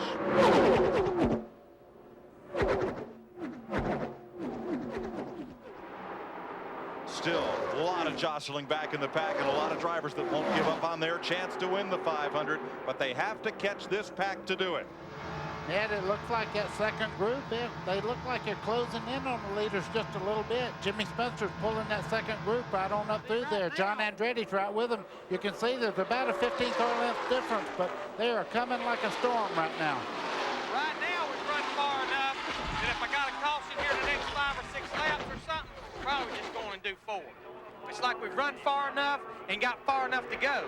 And I about bet Andy, I don't know. What McReynolds is saying, they may get 4 tires on this last pit stop. When he says Andy, I don't know, it means he hasn't talked to Andy Petrie, who owns Ken Schrader's car. Now, not only can we listen in on these teams, but a lot of fans in the stands have scanners. They can listen to all of that team communication. Don't know of any other sport where you can do that. As the event unfolds, find out all the strategy firsthand, but you can do it in NASCAR racing. There's Buddy Baker's record for the race, 177.6, and they're running almost right on that record pace today.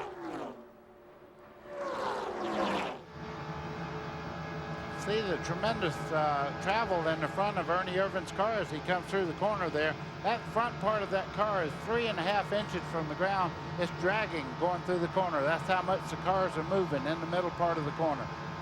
The Pontiacs are, because of the rules, are able to run a little bit lower balance than the Fords and the Chevrolets. Dick Berggren. Bobby Labonte, currently running 9th, has started this race on the pole, but he has not really contended for much of the day. They've had some chassis problems, but crew chief Jimmy Maycar says what they are really doing is kind of hanging around in the back, waiting for the end. He says the car will be strong enough after this next pit stop to contend for the win. Contending for the win right now, Jeremy Mayfield from Owensboro, Kentucky.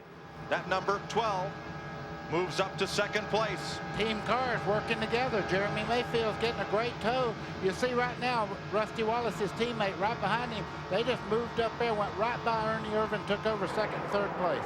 Those 2 cars are even painted alike. Only the decals are different. Here's Jeff Bobby Gordon. Labonte trying to bring that group back up through. There's Mayfield, number 12, Wallace, number 2. And Gordon now has moved up to 4th place.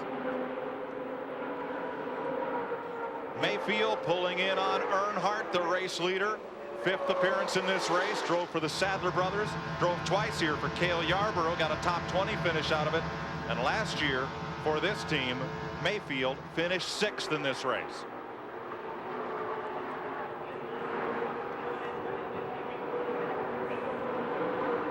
Continuing the battle further back, Joe Nemechek with the 4 of Bobby Hamilton.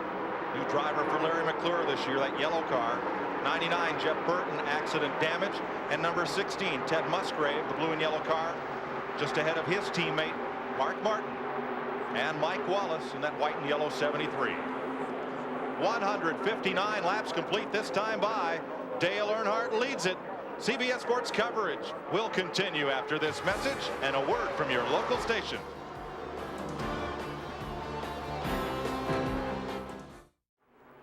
Cam, if you guys can get to 162 laps complete, 38 to go next time by. Dale Earnhardt leading Jeremy Mayfield and his teammate Rusty Wallace. Larry McReynolds and Ray Evernham on the left. McReynolds, crew chief for Earnhardt. McReynolds won this race with Davey Allison. Ray Evernham won it last year with Jeff Gordon. Talking race strategy and mainly when to make the final pit stop. And what to do on that final pit stop. Do you just put fuel in? Do you take 2 tires? Do you take 4 tires?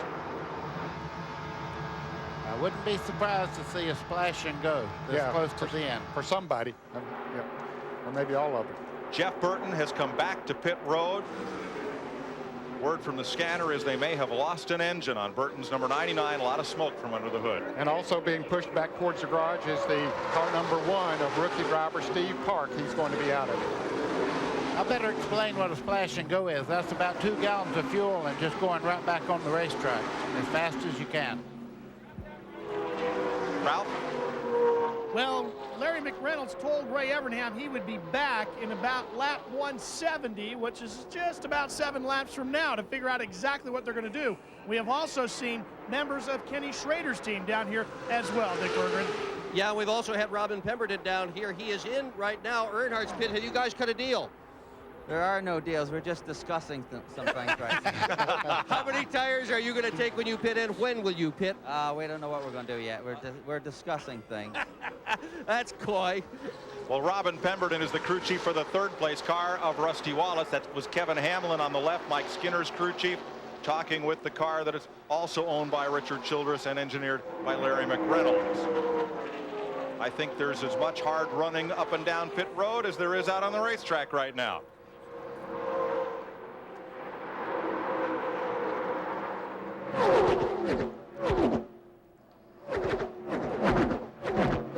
Well, the drama continues to build. It does that because just behind these lead cars that we're looking at right now, Bobby Labonte, Jimmy Spencer, and a few other cars are moving in on this lead draft. It may be a 15-car shootout once they make their pit stops because they're really catching the lead group. Rick Mast running here for car owner Butch Mock, and he is presently posted 29th. Mast is 3 laps down. He didn't make the race last year, and he said that took 10 years off his life. He says, I know when I die of natural causes, if it hadn't been for missing that race, I'd have lived another 10 years. Well, it is tough to miss a race. There's no doubt about it. He was so proud to be able to get in this race this year. Had to race his way into it on Thursday. Pole sitter for the first Brickyard 400. Dale Earnhardt has won 30 races at Daytona, counting the International Race of Champions, 7 wins in the Saturday 300 Grand National Race, never on Sunday for the Daytona 500. I tell you, with the luck that Dale Earnhardt's had here in Daytona for the 500, a creak in the back of that car would sound like a cowbell to him. I guarantee you, he's sitting there wondering, is something else going to happen to me? Dick Berggren. Well, subject to change when Larry McReynolds radioed to Dale Earnhardt on lap 165. We're coming in 15 laps. They can go almost all the way to the end. That's 200 laps on the fuel that they've got. But at least right now, the strategy is come in before them. Last year, Earnhardt in contention to win, flipped over with 11 laps to go. And there's a Ford crew chief and a Chevy crew chief having a conversation. On the left is Robin Pemberton, Crew chief for Rusty Wallace. Now neither one of their drivers have won this race in years of trying. 2 years ago, Earnhardt started on the pole, finished a close second. 3 years ago, settled for second. 4 years ago, lost the lead draft. 5 years ago, lost it in the final lap. Crashed 6 years ago. 7 years ago, limped home as the race ended under caution. And I could go on and on through 19 years of trying.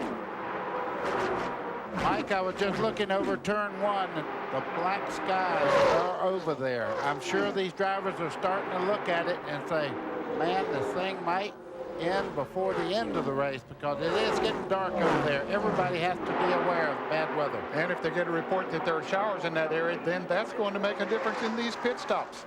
They'll go as long as they possibly can. Maybe some of them will go too long. Even in 1980, when Buddy Baker won this race, Earnhardt was running with Baker in the final laps when the pit crew left one lug nut off during the final stop, and he had to come back to pit road, dropping a lap off the pace. Earnhardt has lost this race every which way you can, and usually in the closing laps.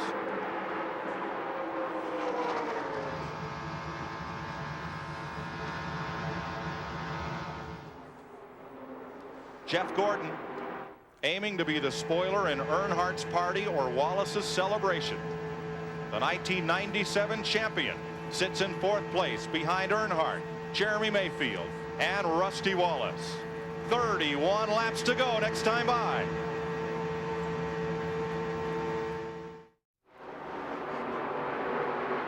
Working 172 laps, 430 miles complete. The story is Earnhardt striving, struggling to finally win this 500. Earlier this week, he told the press, everyone saw the look in John Elway's eyes. Look in mine. He's out in front, but there are 2 Fords deployed directly behind him. And before this is over, you can be sure they're going to be on the attack. Mayfield and Wallace working together. Let's go back to the call and Mike Joy. Ken, 28 laps to go.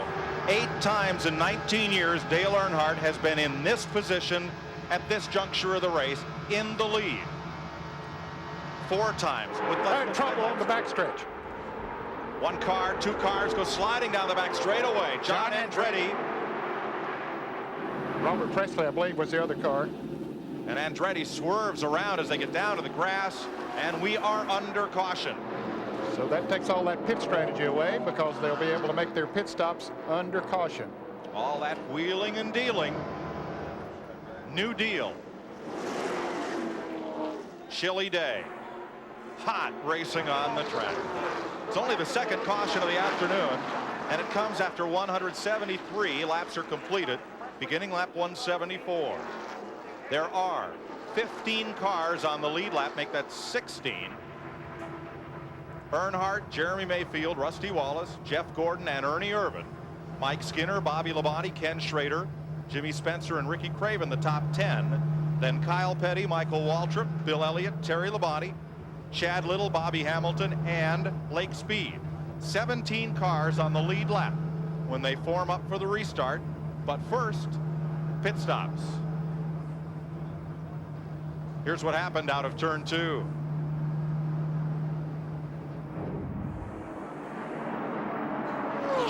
You can see that the 43 car of Andretti came up awfully fast on the 77 car of Robert Presley. They got together and spin down to the inside of the racetrack. Everybody else goes by. Let's slow it down and look again. Andretti was on the lead lap. Just got into the left rear corner of Presley, and both of them spin to the inside of the racetrack and out of harm's way. Inside John Andretti's car for this look. If you want to see what an arrow push looks like, watch him come up right here.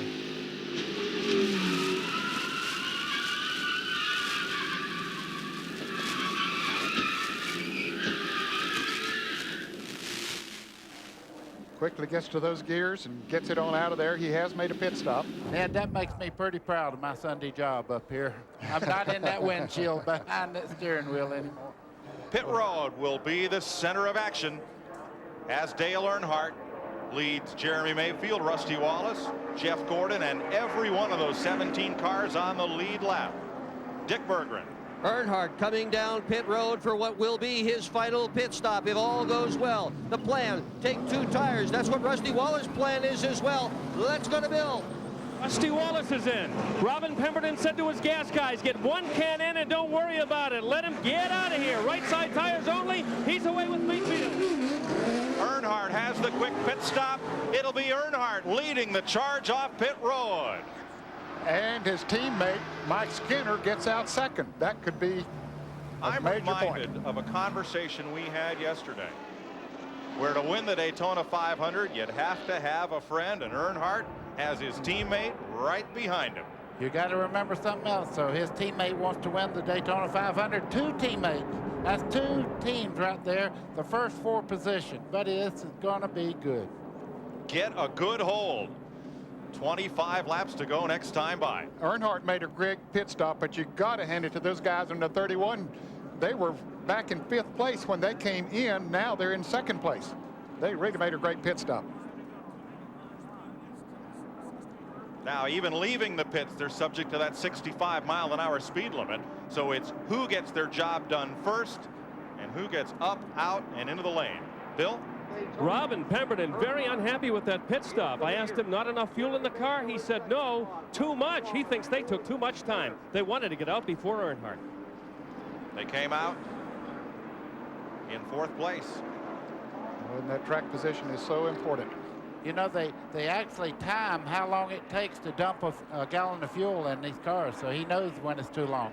Dark clouds on the western horizon. The Daytona 500 has 25 laps left to run.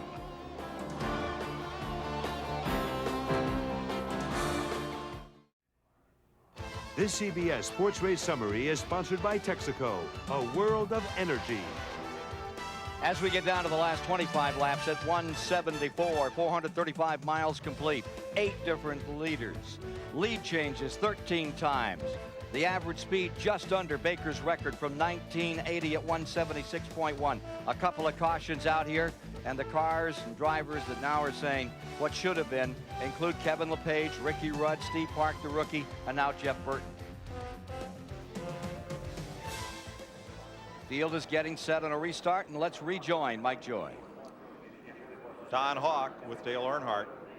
Saying a 1 prayer. lap to race. Earnhardt's pit stop. A key pit stop to maintaining that lead track position. Watch that black car in the middle of the screen jump out ahead of those 2 white Fords, and Mike Skinner, the blue and yellow car, right with him. Let's give a call to Kevin Hamlin and that Mike Skinner crew. Michael Lingerfelt, Ron Otto, Kevin Gabbard, Taco Landon, Brian Engelhardt, Trip Bruce. They got Mike Skinner way up the leaderboard into 2nd place. He was 5th when he came in, came out in 2nd place. One loser on this pit stop, Mike, was Ernie Irvin, who was running in 5th place. He is now back in the 11th position. And Michael Waltrip, also a big loser, he got out of the pits good in the 6th place, but he had to come back in because he ran over an air hose. Now he is 18th. There are 18 cars on the lead lap. And Ed, we need to add to the list we gave earlier, John Andretti and Michael Waltrip. They are on the lead lap. That makes 18 cars. Dale Earnhardt in front. 24 laps to go. Buddy, how do you win this race if you're not in Dale Earnhardt's position? Well, the first thing you have to do is, you can tell they're teaming up right now. There's a lot of these guys that know that they have to draft right now. You wait till about 5 laps to go, really make a run. But hey, if that door opens up right now, those team cars will go right by Earnhardt and try to put him back here and worry about him getting back to the front. Both those 2 lead Chevys using the new General Motors SB2 small block engine, and Ned, 2 Ford Tauruses right behind them, answering a question we had at the top of the day. The Tauruses can run. Yes, they can. They certainly can run in the draft. They haven't led that much today, but they certainly can run in the draft. And if 2 of them get hooked up together against those 2 Chevrolets, it's going to be interesting. However, I think it's going to be very hard to pass Dale Earnhardt and to Mike Skinner. Ken Squire. Dale Earnhardt has said this week, it's a game of chance in terms of who's working with you and how you get where you want to be. He's where he wants to be now for sure, with teammate Mike Skinner right behind, going under green. right behind. Skinner is shoving Earnhardt toward turn 1. Almost got his car loose, Mike. He was so much up under him and actually pushing. Lead lap cars in the outside lane. Cars 1 or more laps down, including number 40 Marlin down on the inside. Rusty Wallace got a terrible start there. He's not up to his teammate where he should be, but Jeff Gordon's right on his back bumper. They ought to be able to pull up. That's a lap car there, the 40 car that you can see of Sterling Marlin that pulled right up into the draft there. 23-lap gang fight, and Jeremy Mayfield's gang has not yet shown up. He's the only Ford in the front of that pack. He's had a good car all day. He has drafted well, has driven it well. Now Rusty Wallace is back there with him. 2 Chevys and 2 Fords and 3 abreast behind them. Jimmy Spencer in the middle. Don't count out that green car there. Bobby Labonte right now. He's one of the guys that can make $2 million if he wins today. And here's a challenge going down into turn 1. The Fords move on the inside of Skinner. They take away Earnhardt's drafting partner. Mike Skinner kicked up high, clotheslined out of the draft by himself. Here they come underneath him. You see Bobby Labonte there on the inside.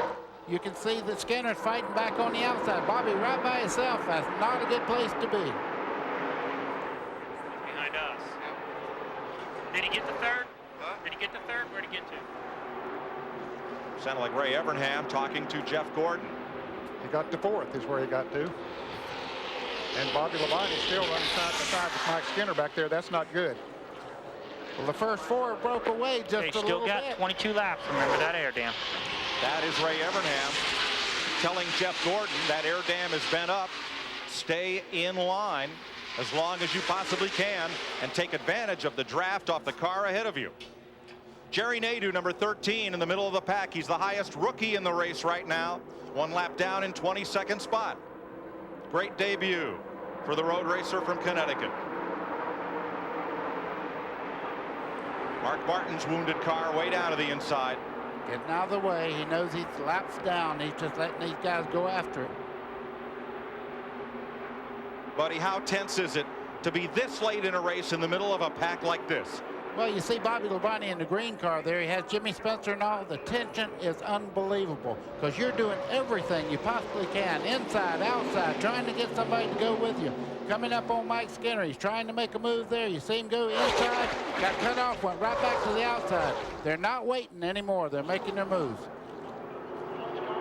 Out of turn 2, Earnhardt leads 2 Fords and a Chevrolet. Jeff Gordon, the defending champion, in 4th.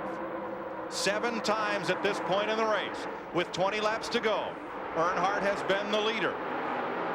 He still has yet to find the key to the gate that opens to victory lane in the Daytona 500. And it's been 59 Winston Cup races since Earnhardt has had a victory on NASCAR's senior circuit.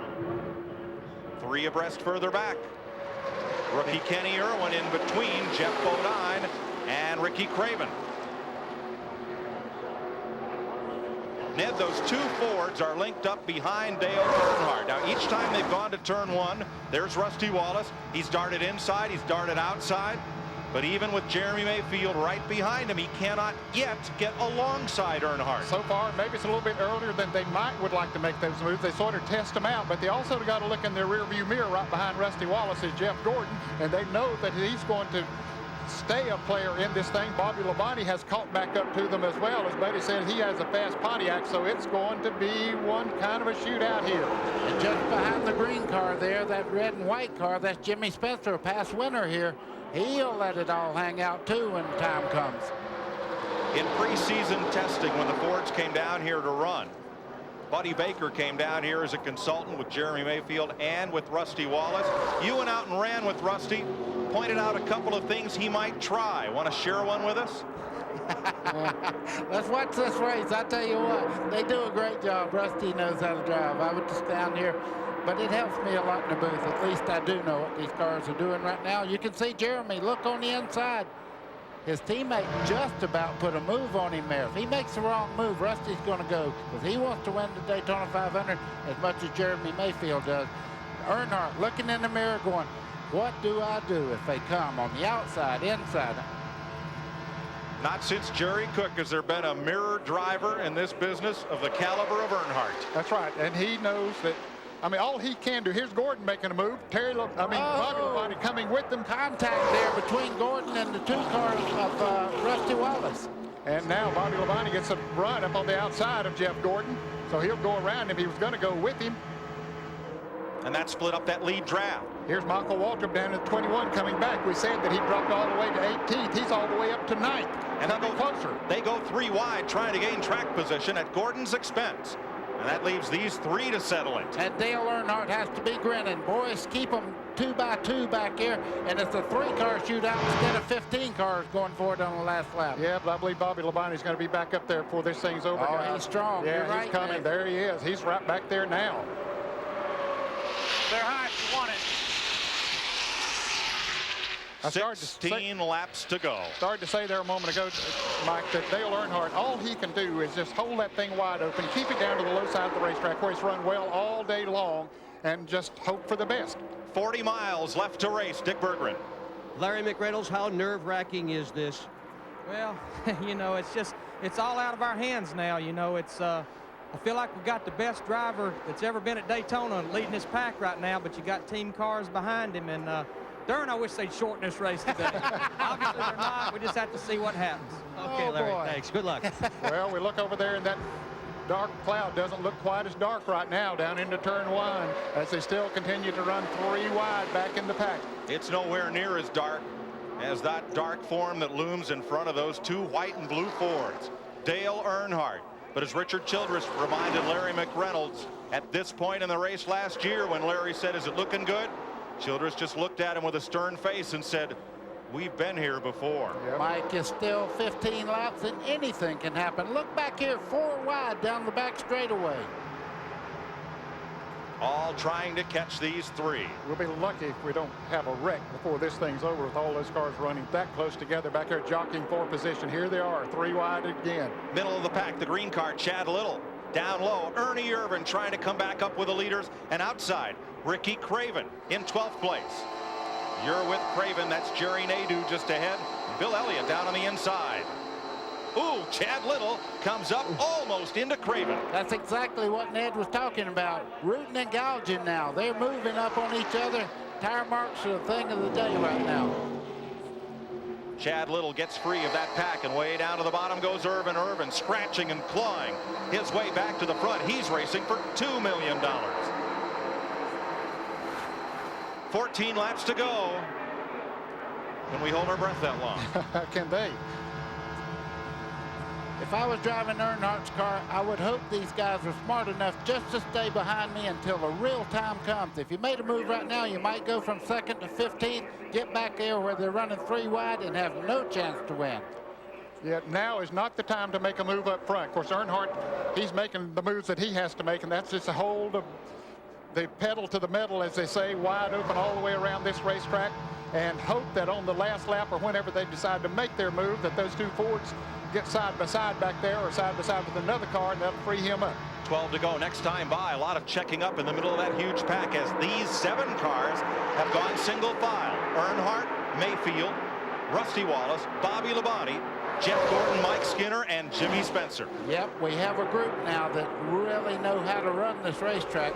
The back car there, Jimmy Spencer won here on a breathtaking move. Look at this, 3 wide back in the pack. Kyle Petty down low, John Andretti in the middle, and he squeezes up in front of, I think that was Ted Musgrave. Oh, yes, it was. A little push there, too. Well, Ted's from Wisconsin, and they run hard with their bumpers up there. Back to the lead, 7 cars in a row. 11 1/2 laps. 27 miles left to run. Dale Earnhardt has won his qualifying race the last umpteen years in a row here. Every one of the 1990s. 9 years he's won the qualifier. But in between last year's qualifying race win and Thursday's win, he's been shut out of victory lane. You know, Jeremy Mayfield sitting there in 2nd does not have quite as much time on the major speedways as the guy in front of him, the guy behind him. But right now he has a great race car. I hope he knows, though, when you pull out, if you're right up under the car in front of you, you don't have momentum. You need to lag back and let that teammate help you get a run up the back straightaway so you make the move on the car in front of you. All right, Professor Baker of the Buck Baker Racing School, you taught Jeremy Mayfield during winter testing. Does he have the killer instinct to beat these two and win this race? Let me tell you something. Look at all that bunch right there. Every one of them a winner. You're a track champion before you ever get in the Winston Cup. Every one of these guys are talented race car drivers, and I won't take any credit. He got here on his own. Dick Berggren? Richard Childress is watching the television. His driver is ahead, but they're all ganged up behind you. How does Dale Earnhardt prevent these guys from passing him? That's going to be tough. You know, two cars can just go. You know, Mike got shuffled out. I was hoping Mike could sit there with him, but those two cars got to run on Mike and just hung him out. And his car's a little loose, too, so he's doing a good job. And, you know, Dale Earnhardt, he's been here many times. He knows what he's got to do. He does indeed, Mike Joy.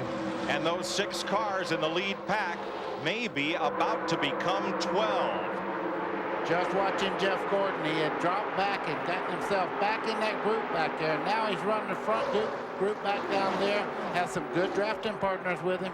10 laps to go. The driver leading with 10 laps to go has won 22 times in the 39 runnings of the 500. But 4 times one of the drivers of the 17 that have not have been Dale Earnhardt. 1989, 1990, 1991, and 93. Earnhardt has been right here with 10 laps to go. Bill?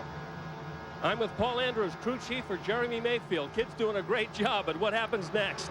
Well, I don't know. We've got about 8 more times to go around here. We'll find out. You know, the Mobile 1 car's been real good the whole week down here.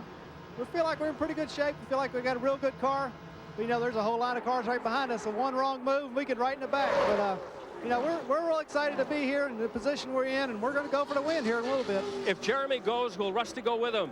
Well, of course. That's what teammates are for. Indeed. Paul Andrews knows about winning. He won the Winston Cup championship with the late Alan Kulwicki behind the wheel.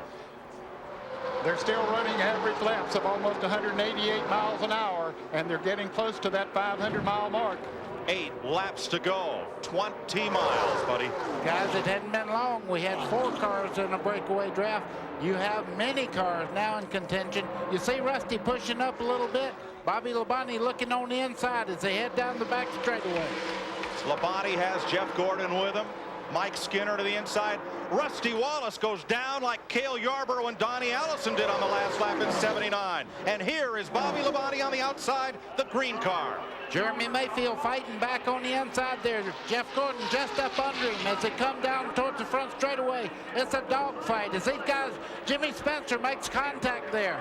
They're not going to wait for one to go. 7 laps to go. Here comes Mayfield right up against the bumper of Earnhardt again. Whoa. Right up under, but here comes Gordon now. Where did he come from? Gordon fighting on the outside. If he gets up under, look at this dogfight off turn 2 as they go down this long back straightaway. Wallace on the inside. Labonte way up on the outside. And somebody got shot out of the middle like a hot dog flying out of the bun. Here comes the teammates on the inside trying to draft by. Jeff Gordon going into turn 2. Give it to Mayfield. They had got separated there for just a moment now as they come off of turn 4. Mayfield is right back there again, sticking his nose of his Ford right up under Dale Earnhardt's Chevrolet. 6 to go, baby. Remember what you told me a year ago. Don't let him get a run on you. Gordon on the outside, buddy. Can he get there? We have a situation here. We have 2 groups that are running very well on the high side of the racetrack. I don't think there is such a thing as a great line around the racetrack right now.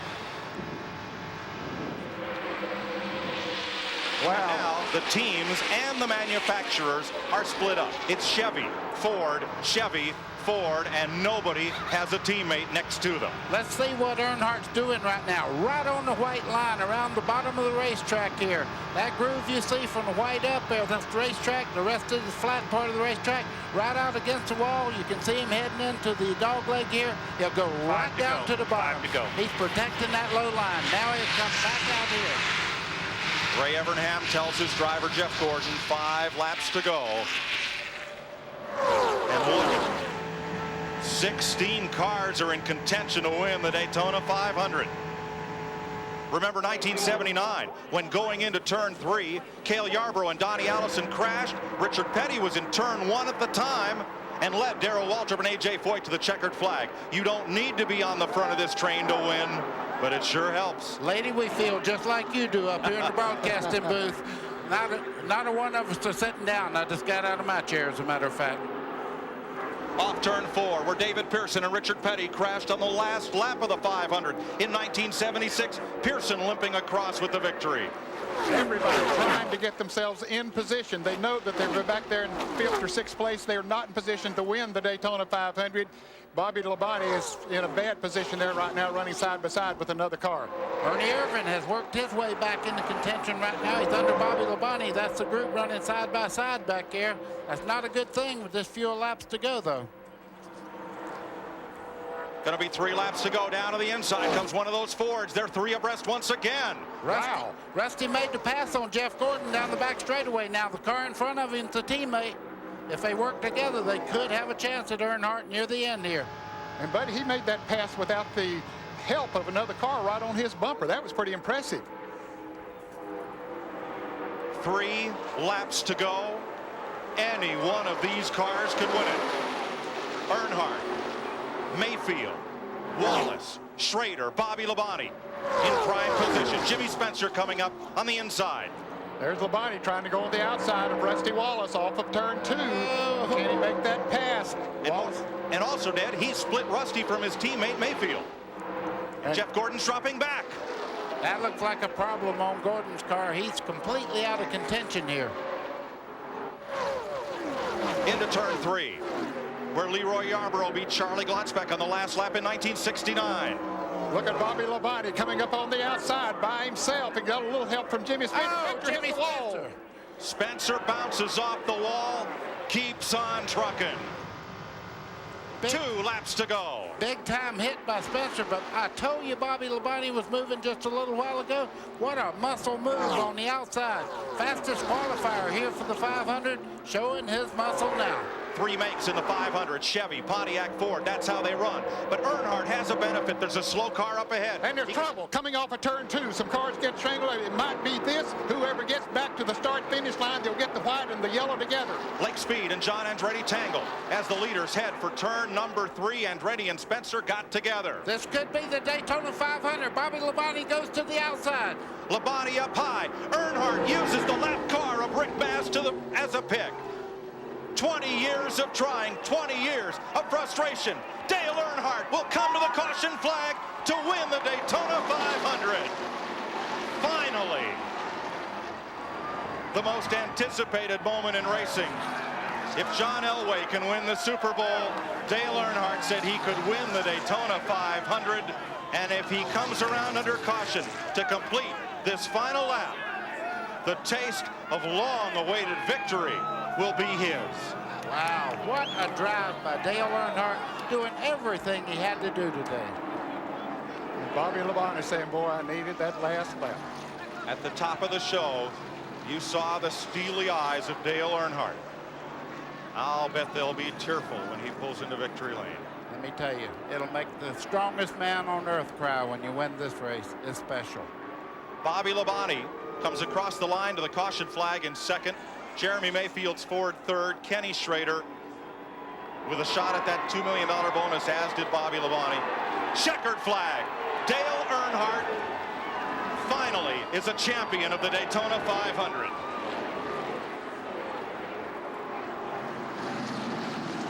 Larry McReynolds, for the 2nd time in this great race, will go to victory lane, once with the late Davey Allison and today with Earnhardt.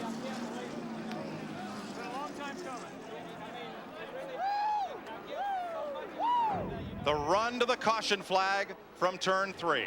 He came up on Rick Mast. Rick Mast moved to the inside, and that's all Earnhardt needed, buddy, was just some racetrack up there to run on. Yeah, you can see Bobby Labonte and Mayfield hitting as they come down towards the tri-oval. Mayfield, not quite.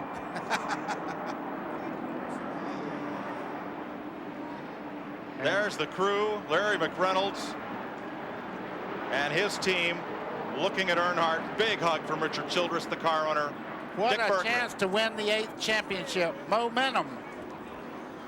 Richard Childress, you have tried so hard, so long, you have done it. What is it like to finally win the Daytona 500? unbelievable, unbelievable. You know, this team this year, we took all winter, and I can't say enough about Dale Earnhardt, Jim Goodwrench has stood behind us, and most of all, our race fans. Unbelievable. And there are people in this victory area that are in tears. They used to boo Dale Earnhardt when he was winning too much. That'll happen if you dominate any sport. But today, when they introduced the Intimidator, the crowd was full of cheers. I think everyone, if their favorite driver couldn't win the Daytona 500, they wanted to see this man drive to victory lane. You pull up for the check of the spoiler. One of the NASCAR officials crawls underneath the car. 71st career Winston Cup victory for the second-generation driver and 7-time national champion. He said it to make a big man cry. Here's Chocolate Myers of Earnhardt's crew. Well, they don't get any bigger, but I tell you what, I feel about the same way. Look out on pit road. Every man on every crew has come out to the edge of pit lane to congratulate the man who has dominated everything there is to win in this sport, except this race, until today. That's great. There was Todd Parrott, Dale Jarrett's crew chief, other members, other team members of other. Andy Petrie was there. And this will be the longest receiving line in the history of celebrations. Wow. Yep, I've never seen that, Mike. Not that many. You know, normally we'll see 2 or 3 or 4 teams come out there, but this is something. Yeah, I was going to say the same thing. I had about 10 teams come out when I won this one, but look at this. Everybody knows what it means to the man that's done everything to finally get the Daytona 500. There's Derek Cope, or rather Ernie Irvin's crew. There's NASCAR officials out there. There's Robert Presley's crew, Ricky Craven's team. NASCAR officials. He's shaking everybody's hand, too, if you notice. 59 races since he's been to victory lane.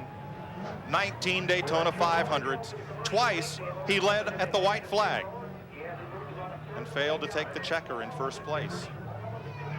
But today belongs to the man who grew up at the corner of Coach and Sedan Street in Kannapolis, North Carolina, a mill town north of Charlotte, where he worked underneath that house in a garage on his own race cars and those of his father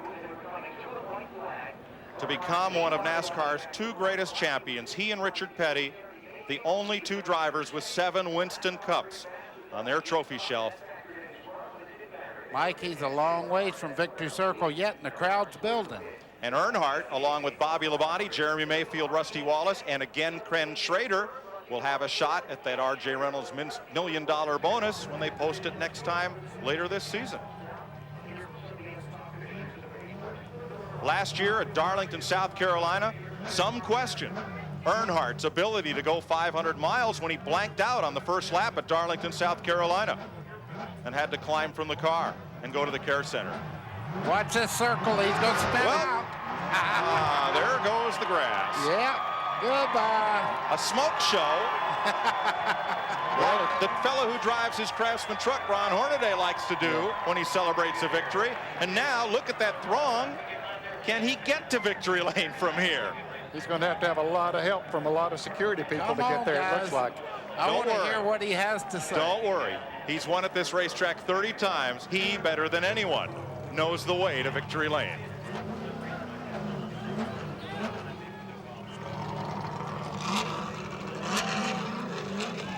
The most anticipated moment in the history of NASCAR racing. Dale Earnhardt rolling into victory lane in the Daytona 500.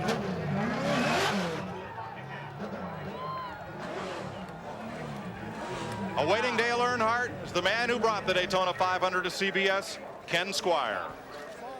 The 20-year quest is over. Gates have just opened for Dale Earnhardt in victory lane at Daytona.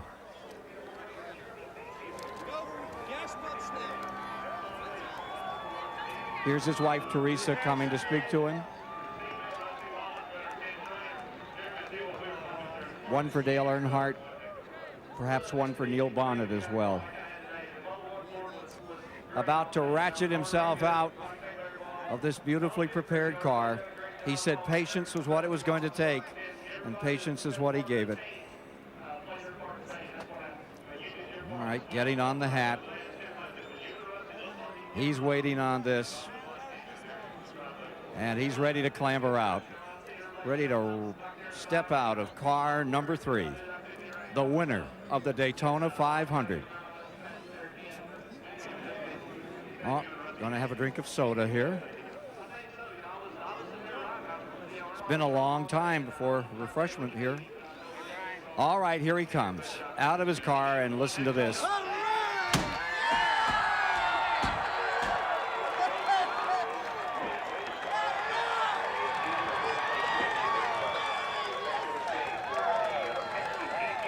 Two decades he's waited for this moment, and it's here, and everybody gets a bath.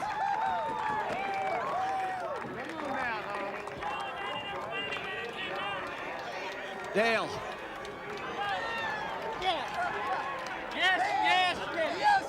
Yes. What a show.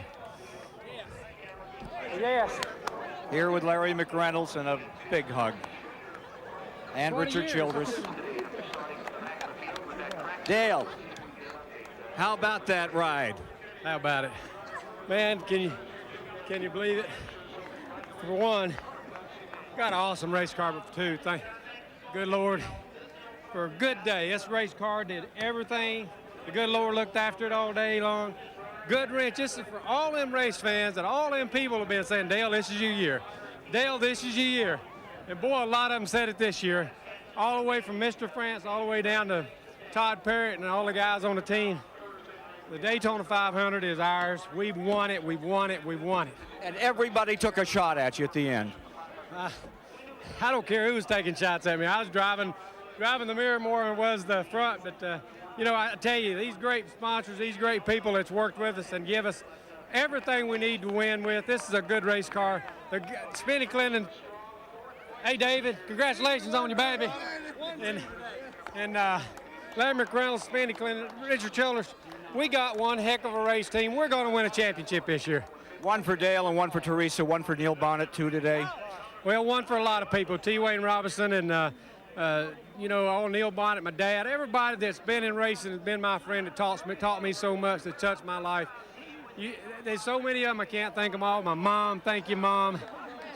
I know she's back home. Dale Jr., hope you're not too sore. Carrie and Kelly, I love y'all. You've touched a lot of people here today, and we'll be back for the trophy presentation in a moment after these messages. You the man.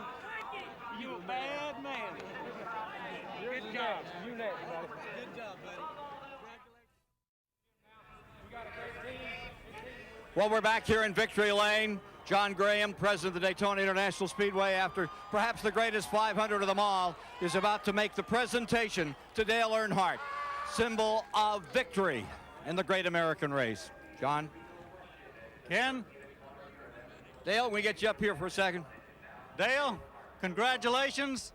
Here is a replica of the Harley J. Earl Trophy, symbolic of the champion of the Daytona 500, and we'll inscribe your name on the permanent Harley J. Earl Trophy on display along with your winning car in Daytona, USA year-round. Congratulations. A great day for racing. Let me have it. Somebody may get hurt here. Great day for racing. I tell you, it's a great day, and I was wondering if I'd ever get my name on that trophy when y'all built that thing, and it's going to be great to have this in my trophy case, but it's for Richard Childress and all the guys. Everybody worked so hard for this. There's too many people in my life I had to think. I couldn't think of them all right now. Dale, you lose that car for a whole year. It's going to be at Daytona, USA. They'll roll it in tonight. That's why I took it out in the grass and spun it around a little bit. I knew I wasn't going to race there again. I just thought I'd throw a little grass up. Very well planned. Those pit stops were just immaculate today. Well, they were. The guys did a great job, and Dale didn't choke it on the pit road, so everything worked great. And I can't say enough for this team. I tell you, we've had so many people that really worked so hard for GM Goodwrench Service. They have been, you know, supportive all the way through. Here we are in Victory Lane again. I knew we could do it. And you did it, and you did it in style. Let's go to Dick Berggren. I'm with Bobby Labonte, who put on a terrific run at the end to finish second, his best ever in the Daytona 500. Where did all that speed come from at the end of the day? Man, you know, Jimmy Spencer really helped me out a lot all week long, and our cars worked really good together. And he's kind of out there. Got a few guys to work with, but we worked good together all week, and brought this Interstate Pontiac. Put me back up there, and from about 7th back to 2nd there with about 3 laps to go. So it was a pretty awesome run for us. And the little guy is Tyler Labonte. Ralph? Jeremy Mayfield, a tremendous run for you. Tell me about that last lap. Man, I'm glad it's over with. Had a really strong car. The Mobile One Ford was just outstanding all day. Didn't make any adjustments. The pit stops were great. My teammate, great. I mean, we worked together good all day, and that's shows a class act between both teams. We both ran good together and helped each other, and everybody started shuffling around at the end and really didn't have a chance to make a run on him, but we give it our best shot. Your new teammate, Rusty Wallace, was the first one over to congratulate you. Is this teammate thing really going to work out? What do you say to you? Man, just thumbs up. Rusty's a great guy. We've become really good friends. We're here to help each other. The 2 and the 12 cars not going to race each other. We're here to help each other, and that showed today. And Rusty, man, what a guy. He's won everything there is to win, and have him in your corner means a lot. This could be a new powerful force. Jeremy Mayfield and Rusty Wallace in Winston Cup Racing, Ken. Victory Lane, that's the place to be. That's where Earnhardt is after 20 years of trying here in the Great American Race. We'll be back with more of the story after this.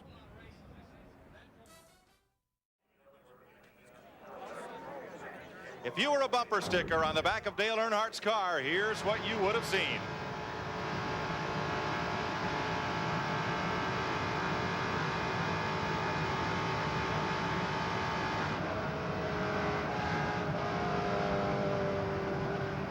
Dale Earnhardt came in it today having never led lap 96, 97, 98 of the Daytona 500, but finally he has led lap 200, the final lap.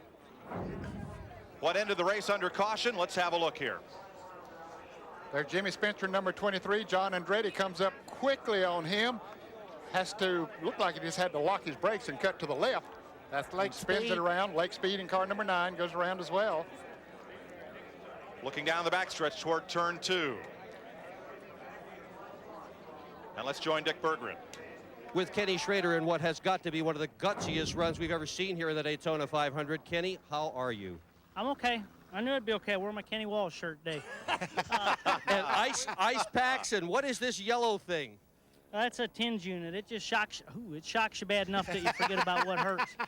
But we had it on, and we had a Copenhagen Bull Rider vest on, and we had a arthroplastic on, and we were geared up for the crash, and it never happened. What are you going to be like tomorrow? I'll be a lot happier. Well, it's not $1 million, Ken Squire, Mike Joy, but Ken Schrader has done a great job today to finish 5th.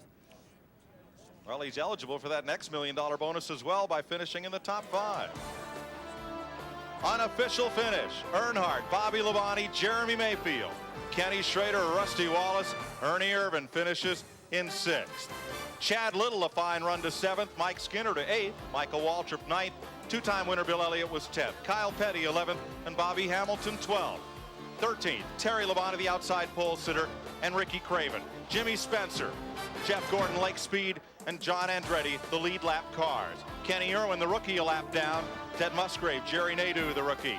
Sterling Marlin, Mike Wallace, and Brett Bodine. Ward Burton 25th, and Joe Nemechek, Dick Trickle, Steve Grissom, Andy Hillenberg, and Rick Bass in 30th. Jeff Bodine, former winner. Robert Presley, former champion Darrell Waltrip, and Dale Jarrett. Billy Standridge, the rookie, and Dave Marcus, the veteran. Then Derek Cope, Mark Martin, and Greg Sachs, the last man running. In the garage were Jeff Burton, rookie Steve Park, Ricky Rudd, and rookie Kevin LePage. CBS Sports coverage of the Daytona 500 will continue after this message and a word from your local station. A huge crowd here at Daytona, numbed, smiling, as this man wins his first Daytona 500. Here's Ralph Shaheen. Well, Rusty Wallace, this is the best you've run at Daytona, your first top 10 finish here. How much of that is due to your new teammate, Jeremy Mayfield? I think a lot of it's due to the new thing we put together. We started developing the Taurus a long time ago, meaning about 6 months. and we've been really working hard on that car. But the engine ran great today, and the car handled perfect.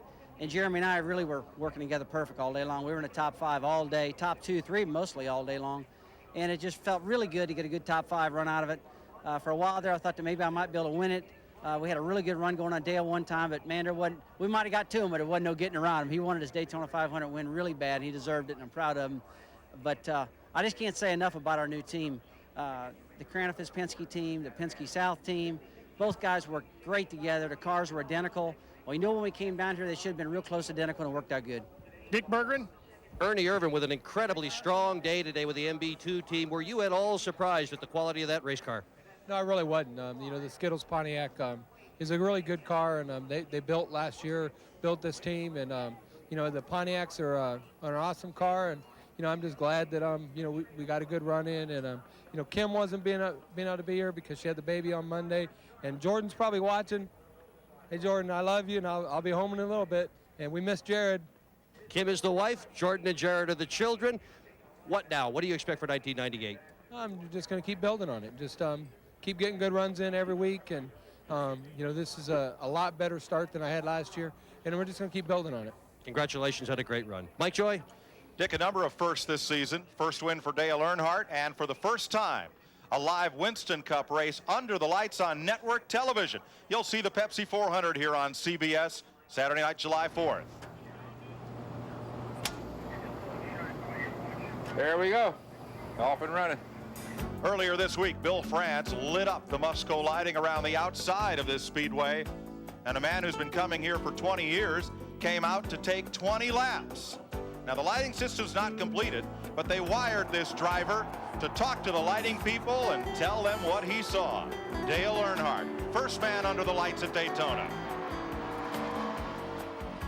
First time I came to Daytona and seen the racetrack in 1976, I was like, wow, how big this thing is. When I ran under the lights the other night, that was pretty impressive. Piece of history there. You'll see the Pepsi 400 live in prime time here on CBS Saturday, July 4th. We can't wait. More from Daytona after this.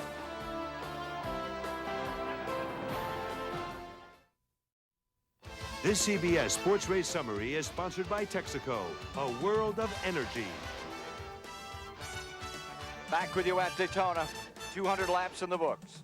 The 200 that count for the 500. 8 leaders, but the leader they're all going to be talking about is Dale Earnhardt, victorious in this wonderful Daytona 500 today. Take a look at who did not make it to the end of the line. But consider that 43 started, and that's all that fell out. Amazing. Larry Woody, one of the great racing riders, writes for the Tennessean, has said Dale doesn't drive for the dough. He drives for the sheer enjoyment of it. He chases checkers like a beagle chases rabbits. It's just his nature. My, wasn't his nature grand today, as he showed all the patience he needed to bring this event off. And that's what it takes to win the Daytona 500. Loads of patience. That was his point all week long, that he had to be patient and then go for it when the time came. And that's exactly the lesson he taught every short tracker in America this day in this 40th annual Daytona 500. We're going to take a commercial break and be back with you once again here at Daytona as the celebration continues. Win, win, win is what Earnhardt says. We're going for the championship this year.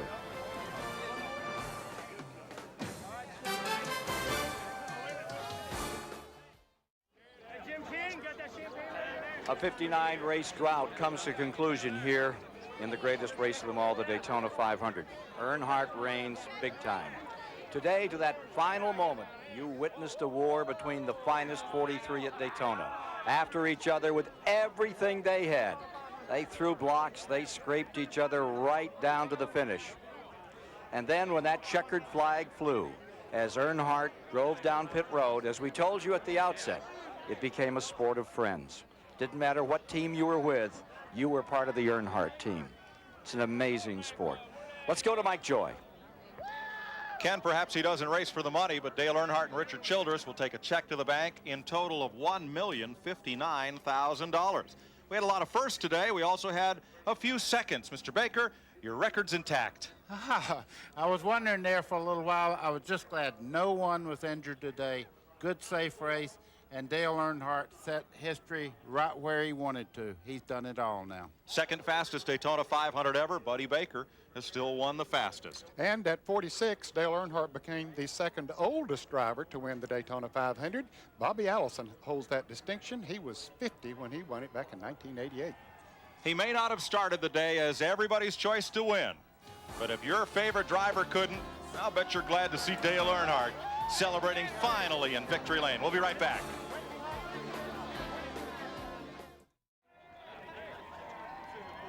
Back here at Daytona, and the chant continues to build. Earnhardt, Earnhardt, Earnhardt.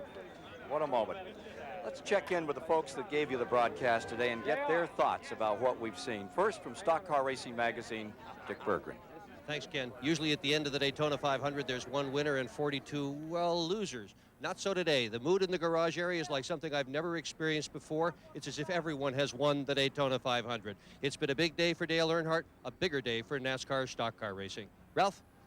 Dick, obviously Dale Earnhardt played a large part of NASCAR's first 50 years, and after he continues to add to his legend like he did here today, it's apparent he'll be a big part of the next 50 years as well. Bill Stevens?